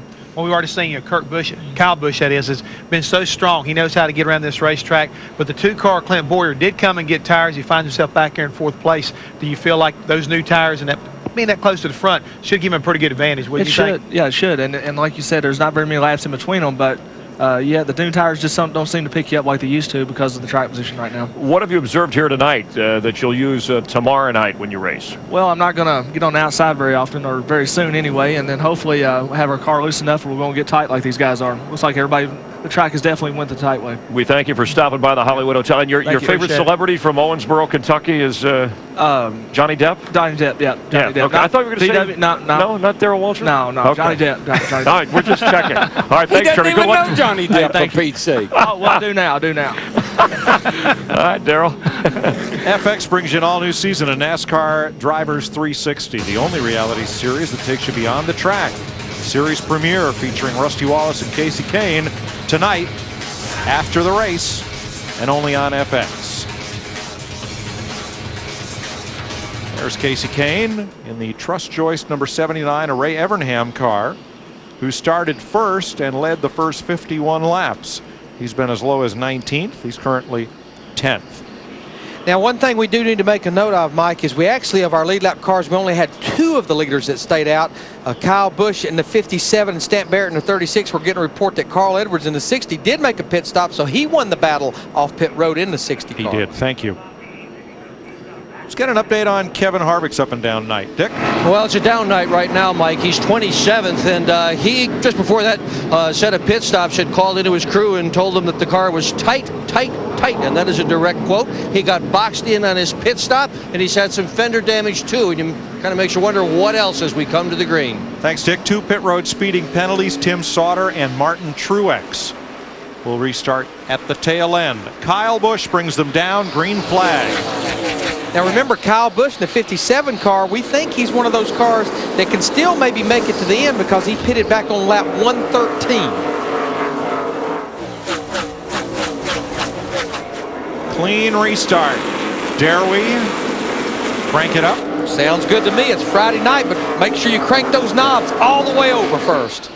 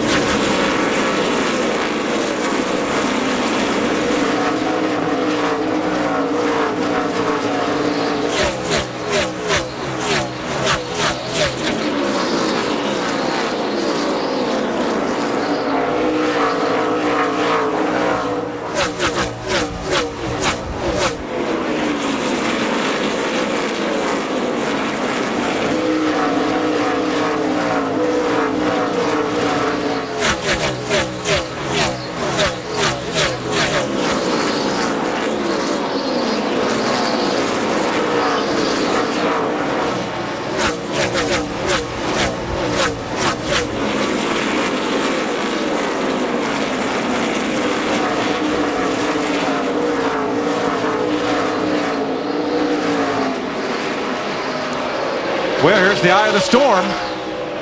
Yeah, Shane is he's driving the wheels off of her right now, and people are driving away from him. He's just overdriving his car pretty hard right now, trying to keep up with these guys, but he just can't do it. This is a battle for 18th position, and we received a report. The reason that John Wood's car just went straight into the turn 1 wall, he actually broke a tie rod. The car would not turn at all.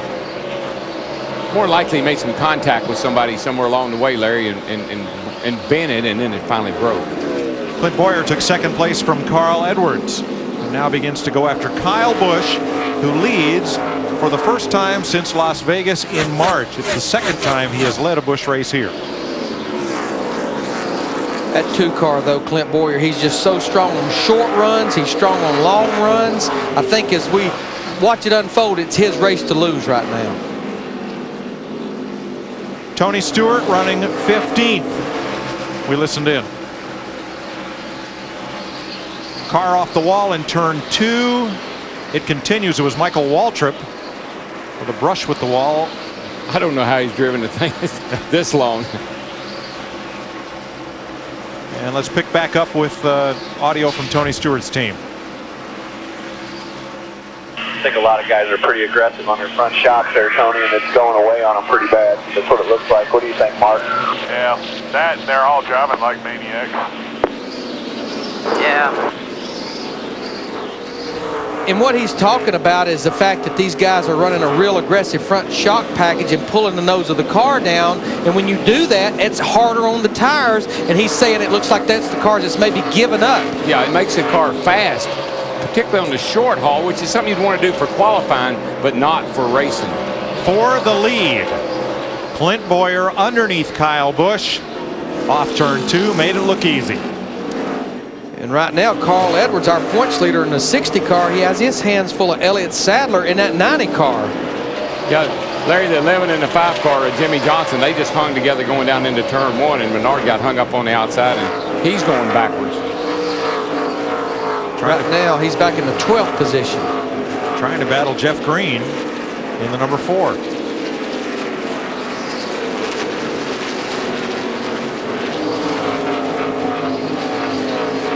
Darrell, what does it do for your rhythm when you spend that many laps side by side with another car? Well, you get aggravated. The guy on the inside gets aggravated. You know, he says, I got the line, I'm quicker than you are. And you can hold that cat up for a long time, but you're just putting your both of you in jeopardy. Plus, you're slowing both cars down. Guy needs to squeeze out and get in line and keep going. And particularly tonight with the second groove, as treacherous as it is, just a little contact and both cars are in trouble.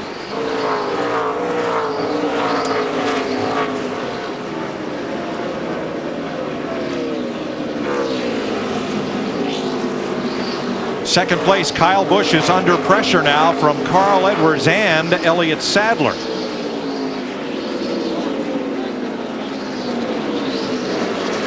Denny Hamlin trying to overtake Mark Martin, and here comes Tony Stewart on the bottom in the 33. Tell you what, that 33 car is it's pretty tough right now, but if you look at Mark Martin, the 9 car, we've been seeing a little bit of damage on the left front fender. And before that last caution, this is what happened to him as Paul Menard was going backwards on those older tires. I think Mark Martin ran up on him so quick down in turn 1 and 2. See Mark go up the racetrack right there. He just gets to the throttle so much quicker than Paul Menard in 11. Not a lot of damage to the 11 car, but that left front fender being like that, that can hurt that car the way it turns through the middle of the corner. Particularly in traffic when you don't have any air on the nose anyway, and then you've got damage to that critical left front corner. Yeah, you're going to pick up a lot of push. And that kills you here. This is the battle for second place right here. Kyle Busch in the 57, Elliott Sadler in the 90 just drove by Carl Edwards in the 60. Looks like Elliott Sadler will take its second position away. You know, this Yates car is running a limited schedule, but their program seems to be pretty good on the flatter racetracks. Had a second place finish with Elliott Sadler at Phoenix 3 weeks ago. Did you say battle? It was more like a light skirmish. Didn't last long. No longer exist.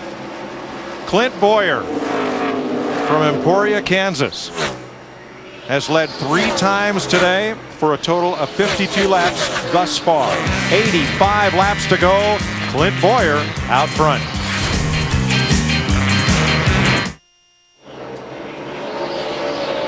Welcome back to Richmond, where Clint Boyer appears clearly to be the car to beat, but the only car that seems to be gaining ground on him is Elliott Sadler, who's now moved into second place.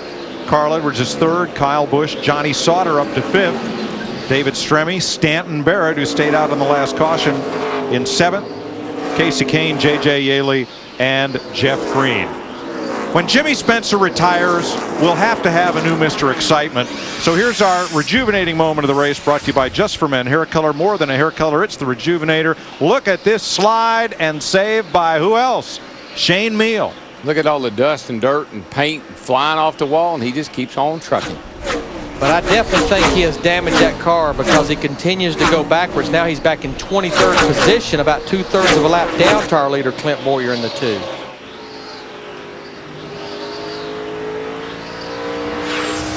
Now here's Johnny Sauter trying to make the pass on J.J.Yeley. That's a hello, I'm here, and that's a little caution bumper. I believe Paul Menard scraped the wall in turn 2 to bring out this caution. Not with the left side, as you see, but that means he got help, and it might be someone. He might be looking for someone, and I think he is, and I think he found him. I think it's the 20 car, Denny Hamlin. Pretty hard hit see there. That he was a very unhappy young man.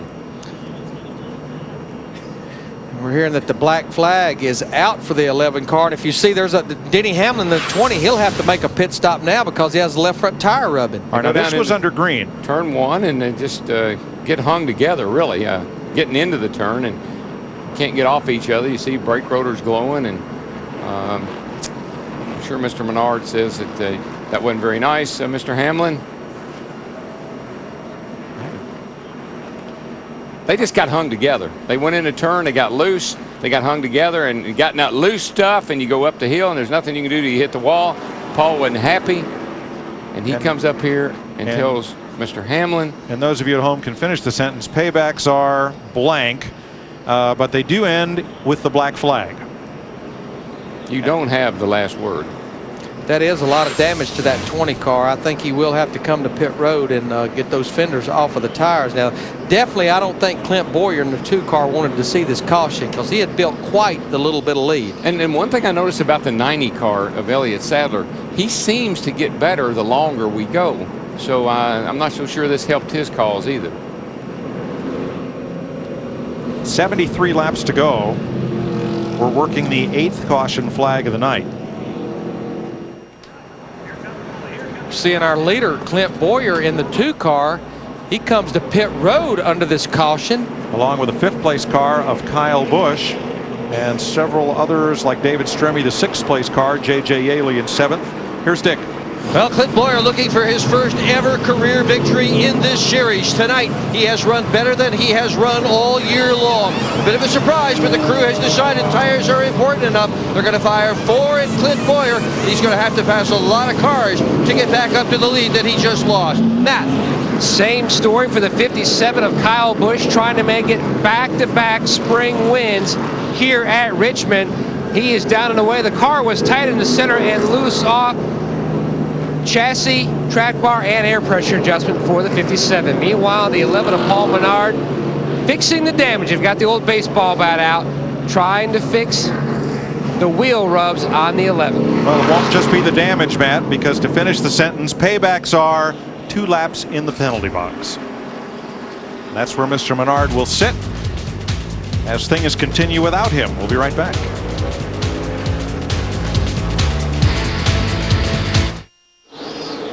We've just restarted after the 8th yellow flag of the night. Stanton Barrett having a great run here in that number 36. He is in 4th place right now. And while we were gone, upon further review by NASCAR officials, the penalty to Paul Menard for getting into Denny Hamlin during the caution period was reduced to 1 lap. So now we're back under green with a bunch of the leaders having pitted. Yeah, and that 1 car is on the prowl right now. Johnny Sauter, he's looking underneath of Carl Edwards, and I think he's going to be able to make the pass. Well, what we had the top 14 cars stay out. Clint Boyer in the 2 car, he was the first car off pit road, restarted in 15th. Now he's up to the 14th position. And you know something, Larry, I've been thinking about this. You watch, look at all those cars back in there all wadded up together. You know why? I finally figured it out. Gear rule. Everybody has the same gear. Everybody's got the same gear. We used to pull all kind of different gears. You get a little different advantage here and there. But now they're all bogged down and pulling the same gear, and you can't go anywhere. Makes it hard to pass and hard to get away. You saw Sauter complete the pass on Edwards. That is for 2nd place. And here's Boyer trying to work back up through. He is at 15th position. Dick Berggren. Well, Gil Martin is his crew chief. Why did you bring your driver in out of the lead to pit? Well, we had a little trouble with our left front tire. Had a little trouble with that left front tire the last time, and it was wearing pretty bad, so we're just trying to make sure that we'll be fine. With about 60 laps to go here, I think we'll be okay. Boyer's got a lot of cars to pass, Mike. Yes, he does, but as we've all agreed up here, he's got the best car here. Oh, hard in the wall. Paul He's Wolf. gonna come back down the racetrack right in front of some cars. Denny Hamlin in the 20 just gets by. I think he did her in that time, boys. That car's hurt. And this doesn't help Clint Boyer's cause much either. Larry, he's still in 14th place. These caution laps are really going to be hard on him. Yeah, he had not made a lot of ground, but he was boxed in back there. We know he has a fast race car, but he was boxed in. What I hate about putting a rookie like him in that position is now you've given him a presence of urgency. Now he's got to go, and that's when you get in trouble. 9 caution flags tonight. 4 of them have involved this young driver from upstate New York. First, he and Shane Meal got together. Wolf ended up spinning. That was back at lap 32. Turn 3. Then at lap 78, he and Reed Sorensen get together. Turn 3. At lap 112, 3 6s, 2 on Biffle's car, 1 on his. And the 4th one just now. And as he again tries to dive down, and this time gets into the 57 of Kyle Busch and goes for a spin. Turn 3. Common denominator? Turn 3 or 6. But he was turning down, but you can see how loose his car was getting in the corner. Yeah, he was history getting in there. And then, you know, it almost looks like a brake issue. Like you got a little too much rear brake in that bad boy and bringing it around. From David Stremmy's view. Keep it low. Caution is out. Caution is out. Here's Steve. And Jimmy Johnson on pit road, Mike. He's saying his car is vibrating and he doesn't know why. They just went up 2 rounds on the track bar, but again, a vibration on the 5 of Jimmy Johnson. Yeah, it looks like we only had about 3 lead lap cars that pitted. Jimmy Johnson, Jason Keller, Kenny Wallace all made pit stops, trying to get better. 61 laps to go in the Funai 250. Better get better quick. Well, we restarted, ran 2 laps, and the caution comes out again at lap 193. Turn 2 was the corner. You see damage on the 8 of Martin Truex, and Clint Boyer had a big moment that ended up with David Green.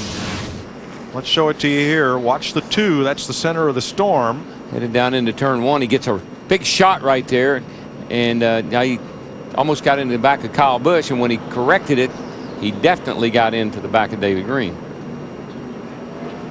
And he made it through without probably very much damage. But that was what I've been talking about, putting that kid in that position where he's got to make moves that he hadn't had to make all night. And man, he is lucky right there. Look at him starting to spin out behind him. Jimmy Johnson in the 5 is like a chain reaction. Yeah, J.J.Yeley up there, who was having a great night. All these cars are running really well. Yeley goes around when he sees the other cars spinning. Look at the smoke these guys had to drive through. So 6 cars involved in all. Now Stremme got in the back of Yeley. That's what spun Yeley, as we see from Stremme's onboard. This is from Kevin Harvick. Stay low here. Stay low. Back it down. Back it down. Come on. Come on. Come on. All clear. And let's ride with Mr. Excitement, Shane Meal. Drove right through there. Good job. Dick Berggren on Clint Boyer. Well, Clint Boyer is very worried about the right front corner of his car, Mike, and they've asked the spotters to take a good, close look at it. And just a moment ago, I heard a voice on the radio. Sure sounded like Richard Childress saying it's okay. So we'll see. Looks good from here. You know, we may have only had 2 laps of racing, but we did have a lead change during that 2 laps. Johnny Sauter in one car got by Elliott Sadler in the 90s, so with 54 laps to go, probably no more pit stops. Johnny Sauter, been good all night, has the lead. Now you see the 11 there. He would have been the free pass car, but NASCAR ruled from the previous incident where he was penalized that he's not eligible for the free pass. So he'll line up next to the leader. Will he ever be? Not sure, Matt. The 57 team is passing along a message from Kyle Busch, who said he wants the 2 team to know that he did not know that Bowyer was down there. He apologizes for what took place to bring out that caution. Thanks, Matt. Now the 36 stopped. It had been a long time since Stanton Barrett had been on pit road, so he's back at 21st. 27 cars on the lead lap as we get the restart with 53 laps to go. I tell you, there's a number of guys up there that just amaze me. Greg Biffle being one of them. He's had his hands full of that car all night long. There he sits in 5th place. Right behind him is Mark Martin, and right behind him is Matt Kenseth. Yes, sir. And those guys have just quietly been sitting back there watching all this unfold, and now it's time to go racing. Pretty impressed with that 4th place car. Jeff Green in that 4 car. He's moved back up to the 4th place. He had a great qualifying run, got back in the pack after a lugged up problem, and now he's back up there in the top 5. Our pole sitter, Casey Kane, is back at 10th place, just ahead of Kyle Busch, David Stremme, and Clint Bowyer. There's the 79 of Kane right behind Tony Stewart's 33. And now alongside Stewart's 33. And now moved up into 8th place. Yeah, I think Casey Kane's one of those kind of guys. They got to kind of get strung out a little bit. He's not real keen on getting up in the middle of all those cars where they're bouncing off each other. Paul Wolf comes to pit road, actually behind the wall, as we picked up some audio from Tony's team. Telling you, bud, I think I can hang with these guys. I think the longer we go here, the better it's going to make us. Just keep your fingers crossed. There ain't no guarantees of it yet, but I mean, I'm pretty hopeful here that I think we're going to be. I mean, we're probably not going to win the race here, but we got a shot at getting to the top 5. Stewart is 9th right now. And just remember, Tony's not running all the races, but this race team, they're running all the races, chasing that owner's championship. And I want to go back to Clint Bowyer in the 2 car. He just lost a position to Shane Mill in the 32 car. He's back to 14th position. And Darrell, I hate to second guess that call of coming to pit road, but I think with too few laps to go, I said it a while ago, it was their race to lose. I think that trip down pit road may have done that. Yeah, I don't know about that call. I think it, you know, every week we see people make calls in the pits, and we always question them, or, you know, some of them we do anyway, and I definitely question that one. Well, as you say that, Larry, though, he repassed Shane Meal. So now, if they're single file, if they stay green for a long time, might have a shot to get back up there. Well, we just watched Casey Kane in the 79 car go by Matt Kenseth in the 17, a place we've not seen a lot of passes. He did it on the outside going into turn 1. He moves now up to the 7th position. Yeah, he's got a really good car, Larry. I think all he's been doing is watching these guys bang on each other. Once they get single file, I think he can go up through there and pick a few of them off. How far he can go, I'm not sure.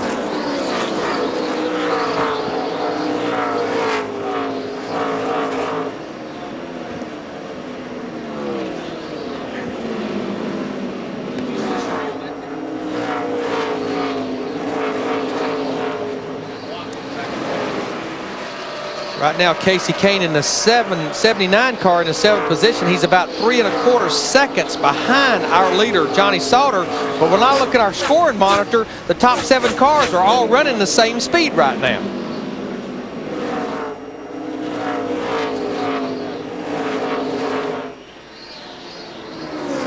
.44 laps to go. Johnny Sauter trying to bring the 1 to victory lane, ahead of Elliott Sadler by half a second.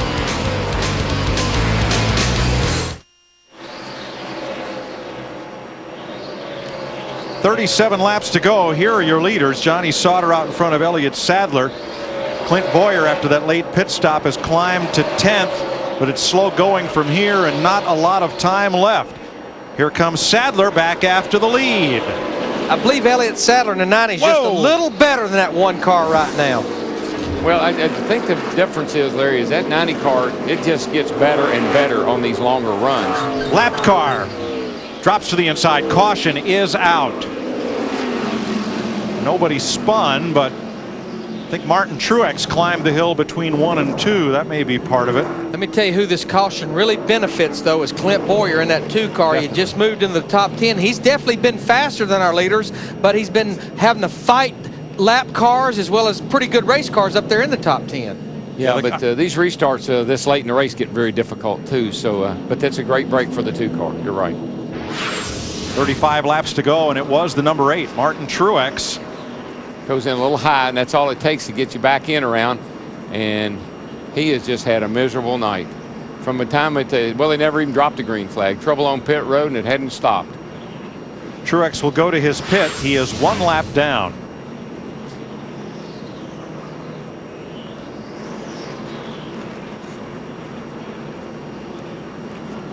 Well, could the pass that we just saw happen be tonight's Win Fuel winning edge? Brought to you by Win Fuel, the multivitamin. It's all about winning.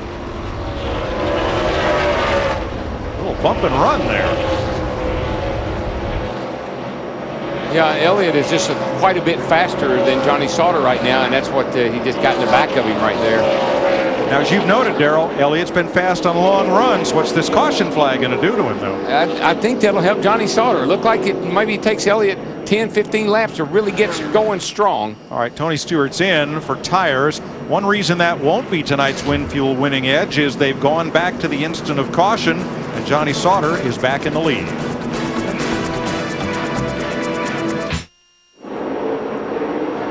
We've just restarted with 30 laps to go.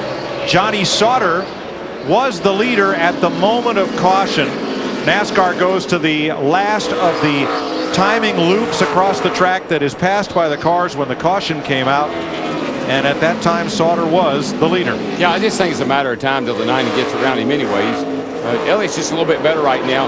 Takes him a couple, 3 laps to get going, but once he does, I think he's on his way. And I think what's going on, Johnny Sauter in the 1, he beats Elliott Sadler down into the corner, but right here, boom, Elliott Sadler in the 90 beats him off the corner. But we do know now that Johnny's had a little wake-up call from Elliott there as they come down the front straightaway, so if he's got anything, he'd best be using it. Greg Biffle has come to 3rd. Clint Boyer has climbed to 9th in the number 2.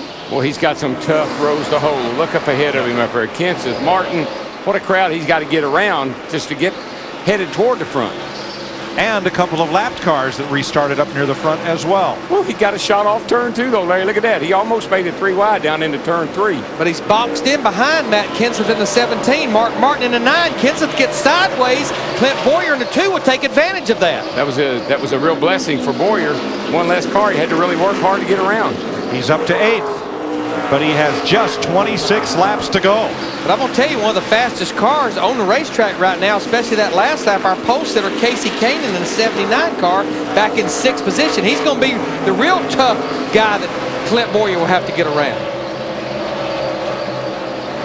Darrell, looks like it's going to take a while for Elliott Sadler's car to come in for him to mount a charge for the lead. It's been taking him 10, 12, 15 laps, and then he reels the 1 car back in real slowly. So about 5 laps to go, and he ought to be right on top of him. He'll be slide by slide. Now Greg Biffle at 4th place behind Carl Edwards and trying to hold off Jeff Green and Casey Kane. After a rocky start to the night, Biffle's evening has come up really well. I'll tell you another car, though, that is reeling in those 2 leaders slowly but surely. Our points leader, Greg Biffle's teammate, Nextel Cup, Carl Edwards in the 60 car. He's been lurking back there behind Johnny Sauter and Elliott Sadler. One thing we know about Carl, he'll hang her out here at the end. If he's got anything, he's going to be using it right away. 5th place, that's Jeff Green in the 4. 79's a little quicker. Casey is. Can't get that opening he needs to get under him. I think what Casey Kane in the 79 needs is to get a couple more positions, and he needs 1 more caution to get caught up.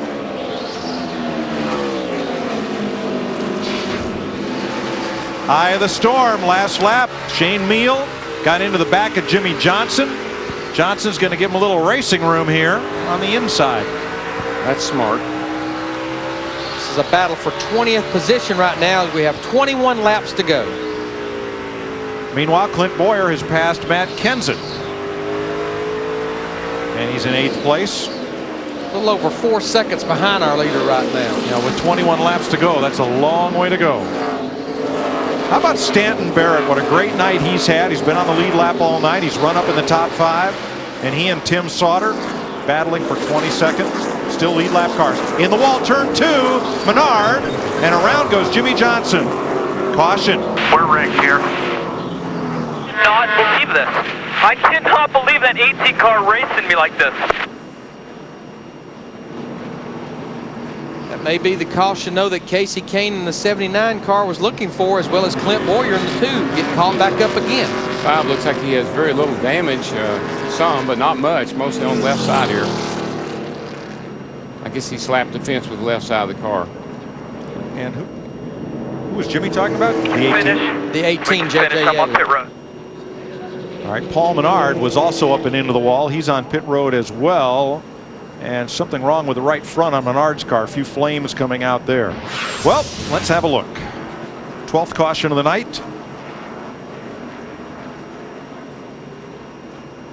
Good pass so far, but then just not a. Jimmy had a whale of a run going down into turn 1. Yeley was up off the bottom ever so slightly, but just not enough room for everybody to get through there. Now, it looks like Jimmy just cut down a little too much to me. I mean, it looked like he thought he had the 18 cleared after making that pass on the other 2 cars. He just didn't. He didn't have him cleared. Definitely does not look like the 18 car moves up at all. Well, now the 18 got loose. Got loose a little bit. He did go up the racetrack just a little. What happened was he got loose, and when he caught it, it shot into the 5. Yep. And I'm only guessing that the problem on the right front may have caused Menard to lock the brake up, trying to avoid that accident and put his car up and into the wall, because it just shot straight up to the wall behind the multi-car pileup. He's been driving that car awfully hard. He may have just burnt the brakes completely off of it. Looks like they're pushing it to the house. Dick? Well, Clint Boyer, who has led so many laps tonight and who was looking for his first ever win in this series, just got on the radio and said that the front end is chattering. Right now he is running in 8th spot and the laps are winding down. Just 27 to go. Steve? Dick, the leader, Johnny Sauter, saying, "I'm giving it all I got," and Mark Reno reminding him, don't overdrive the corners. And he's also telling him that Elliott Sadler is looking for different lines on the higher side. So again, just reminding Johnny, don't overdrive the car, be smooth. I think that's good advice, because what we see with the 1 car is he really gains a lot of ground on Elliott getting in the corner, which means he's driving in really hard. Elliott seems to pull back up on him as they exit the corner. I believe if Johnny would slow down, he would go a little faster. But these short runs are playing to his strength. Oh, I agree with that, because it just doesn't seem like the 90 car has enough to get up and go for 5 or 10 laps. Remember 2001 when Jimmy Spencer won both Busch races of the season here in the number 1, and Johnny Sauter won here in the 2 in September of 03. You know, Mark Reno, who is right now acting crew chief for this 1 car, he's normally on top of the building spotting, but remember, Johnny Sauter's crew chief, Joe Shear Jr., is on that 4-race suspension after the carburetor infraction in Texas. That's the reason Mark Reno's on the box calling this race. Well, having Mark Reno as your crew chief, backup crew chief, not a bad thing. Not bad. Mark, a lot of experience. Smart guy. First time I ever met him, he was working with Joe Ruttman. He and Joe were big buddies.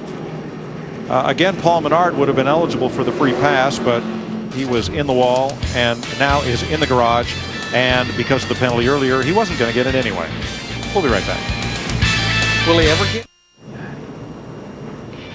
Under caution, 12 so far in this race, 14 the record. By the way, on Friday the 13th, we did have a 13-minute red flag delay, but 15 to go, and Johnny Sauter leading Elliott Sadler. How about the strategy at this point? Well, right now it's pretty much self-explanatory. Johnny Sauter needs to make sure he gets his tires cleaned off, get a clean restart. For Elliott Sadler, he's got to put a lot of pressure on this young man as fast as possible, because we already seen his car takes a little while to come in. So he needs to get a lot of pressure on Johnny Sauter and take advantage of him. Carl Edwards, Greg Biffle, and Jeff Green rounding out the top 5. Let's rejoin Darrell, Larry, and Mike. No question in my mind, that is the Johnsonville Brats right there. That's quite a pair. Wow. Oh, cheap shot. That was Larry stayed up all night to figure that one out. That's what your sign says. Oh, wait, right down here? See, that's okay. To show you can even read very well. They were waiting all night to get us with that. You wait till tomorrow night, okay? We have Dick Berggren to help us out. Meanwhile, we're about to go green. With 13 laps to go, Johnny Sauter. Whoa, man, he got a great jump. And here comes the 60 car. This isn't playing into Elliott Sadler's hands, I can tell you that. Whoa, J.J.Yeley spins around off the front bumper of Shane Meal. No caution, though. We stay green. In Elliott Sadler in the 90 car, he was able to maintain second position to Carl Edwards in the 60. Meanwhile, Johnny Sauter in the 1 is driving away with 12 laps to go. I think that's hurt Meals' car. There is smoke from the left front. Yeah, he's got a little sheet metal damage here, I think. I think the 18 just failed to go. I don't think we can lay the total blame on that 32 on that one. Okay. We'll give him a benefit of the doubt. Here's the battle for 5th position. Casey Kane in the 79, our pole sitter. He knows the laps are winding down. Battling Jeff Green in the 4. That is the battle for 5th position. And they're right about Elliott Sadler as these two race side by side. Looks like Casey's going to make the pass, which is good news for Casey. Bad news for these cats in front of him because Casey's car is fast. But I was going to tell you, Elliott Sadler is definitely moving around on the racetrack. He's now trying to run a little higher line. I think what he's done, a car that's usually pretty good on a long run is hard on the right front tire because it'll be a little snug. I think he's moved it up the hill a little bit, trying to take advantage of that push. Do you remember Sadler saying in one of our shows earlier today on Speed Channel, he'd rather win here than anywhere? Well, he's getting ready to put the big britches on that one car. This is his home racetrack. That one car, though, he's been bottoming out all night long. Ever since lap 1, Elliott Sadler in the 90 got a good run off turn 2 that time. I think the 1 is just driving in the corner so hard. He's hard on the brakes. He's got the whole thing just squished down against the racetrack. That outside line could pay off for Elliott if he'll give it to him. 8 laps to go. And Elliott does the crossover move. He's going for the bottom. That's dangerous. Did they touch? They did get together. Yes, they did. And meanwhile, Carl Edwards in the 60 car, he moves up there. Edwards, the point leader, moves to second. And I'm not so sure he doesn't have a little something for the 90 car Elliott Sadler.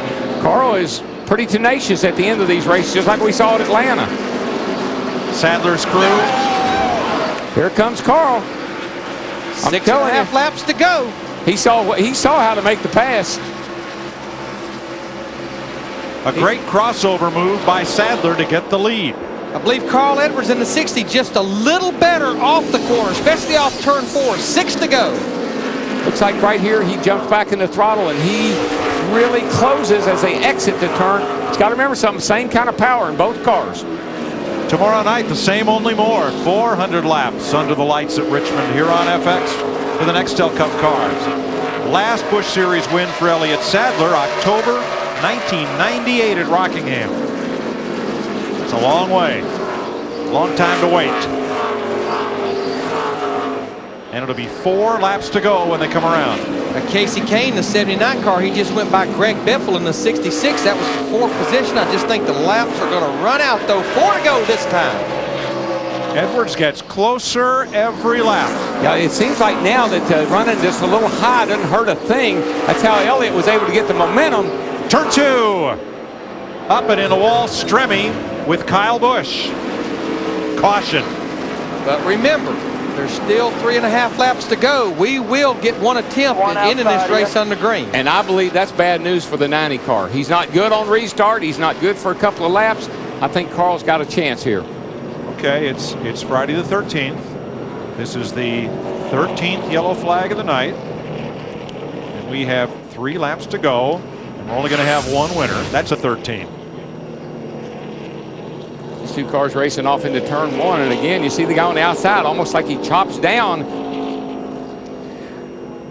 But it also looked like that 57 car, like we've seen a lot, got loose getting in the corner. Got a little twitchy getting in. When you go on the outside of somebody like it, you can suck the back of that car on the inside around. He corrects and shoots into you.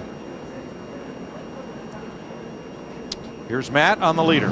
Moments ago, Elliott Sadler told his team, I think I have a flat tire, to tell you the truth. Trying to hold on for his first win here at his home track.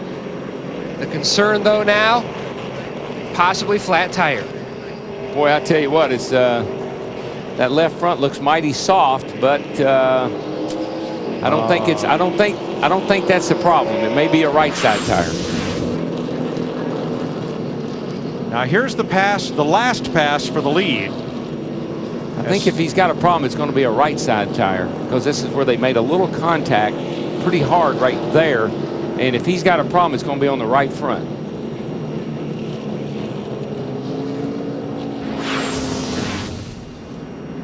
And I just don't see it, Larry. I've been looking at the left sides, and, you know, they run the left side so low anyhow, it's just hard to tell. I tell you what, when you're about to win a race, you think everything's wrong. You think you got flat tires, the motor's missing, the shifter's broken. How many more laps are there to go? You know how long he's had to think about this win in this series? 6.5 years. Now, he's not running this series full time for 6.5 years.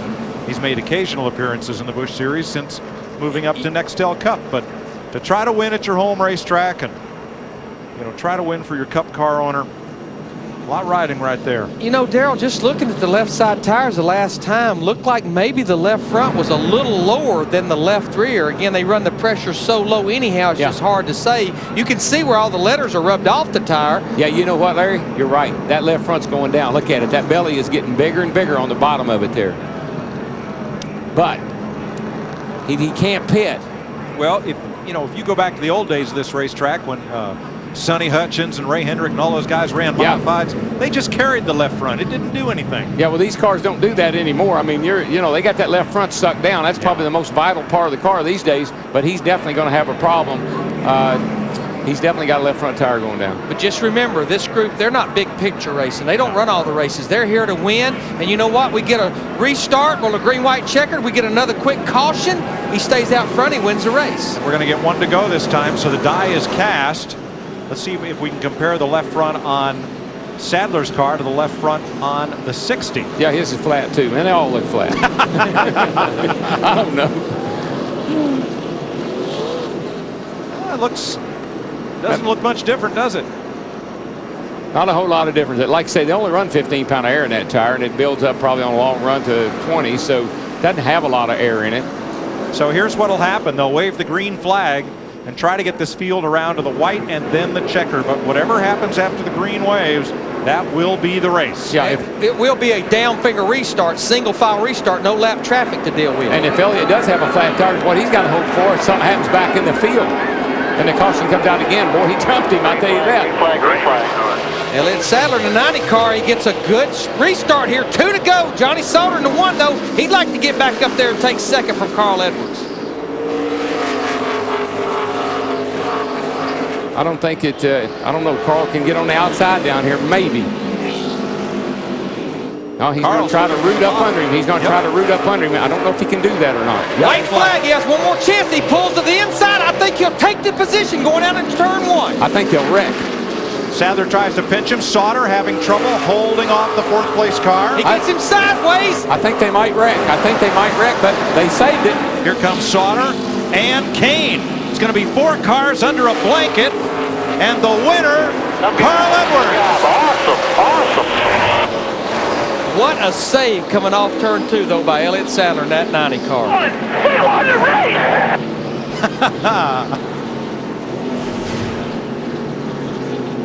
Carl Edwards becomes the 8th different winner in the last 9 races. Ties Mark Martin and Martin Truex for most wins this season with 2. He also won at Atlanta. Well, First start at Richmond. Checkered flag. We have seen some exciting finishes here at this joint, I'm telling you right now. I think Brad Parrott, the crew chief, maybe I'll leave the stunts to his driver, Carl Edwards. Yeah, I think he just broke his leg. Nice cartwheel, Brad. But talk about stunts. Our driver has parked at the start-finish line.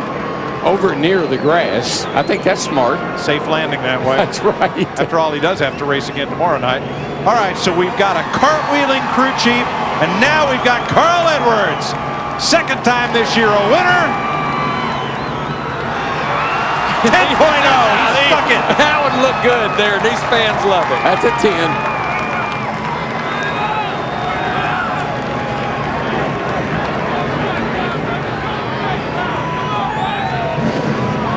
I tell you what, I didn't think they'd make that last lap. When they got side by side, I thought it was going to be ugly. But you can see Carl is down in there. They come off of the corner over there.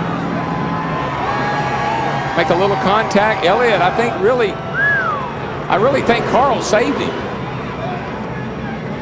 I think Elliott really just almost stepped out on his own trying to get the throttle down, and Carl was there to straighten him back out. see if we can. Well, I think it shot the 90 up. Nah, he got some contact. That's about as close as you can get sideways and not wreck. Larry, this right here is ugly. There's something bad wrong with that. I'll give that a 10, a negative 10. Yeah, there's something bad wrong with that. Now, here's what's good. Look at that. Perfect land. Gymnastics, they would say he stuck the landing. He stuck the fender, the right front fender up in the left rear of that 90 car. I know that. But Darryl, as we said earlier in the night, as you said, that's what you have to do to get by here. Oh yeah, that's it. That's basically the classic Richmond setup and pass. And there's the post-race discussion between the first and second place finishers. Only one of whom is happy about it.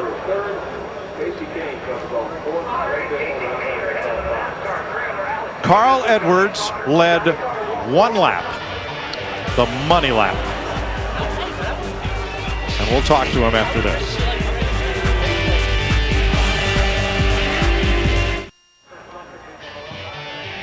Back in Richmond, Carl Edwards led just one lap, but it was the most important one, and he's in victory lane with our Steve Burns. Steve? All right, thanks, Chris. Carl Edwards out of the race car. And he gets a shower of Busch beer.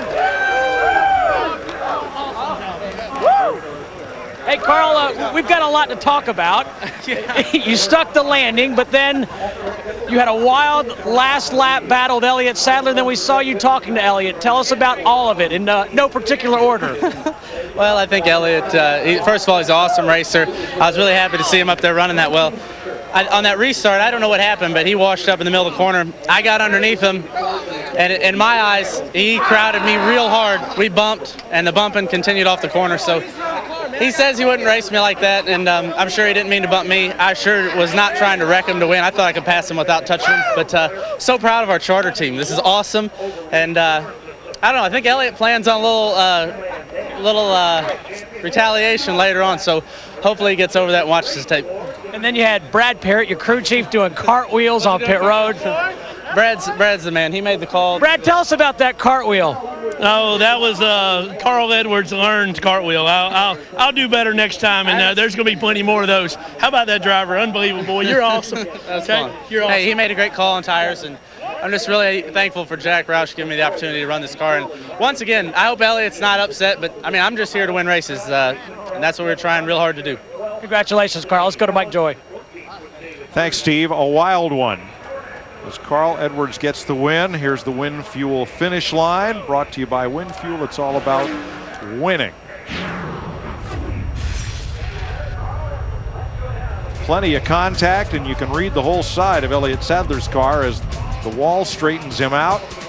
Johnny Sauter had a big run in the number one, but it was Edwards at the finish line. And after the flag, as he came around to celebrate, he got a little bump there from Elliott Sadler. Matt? Elliott Sadler's had a chance to see the replay. You've had a long conversation with Carl Edwards. What's your take after seeing the replay? I just told him I would not race him like that. You know, I try to be a smooth driver and try to race hard. I mean, anybody can go up and just kind of ride him from the middle lane out. It's kind of what I felt, kind of just somebody in my left rear. And, you know, I don't think he knew. I think he knew he was not as good as us. I guess that was his only chance, was just kind of knock us up out of the way.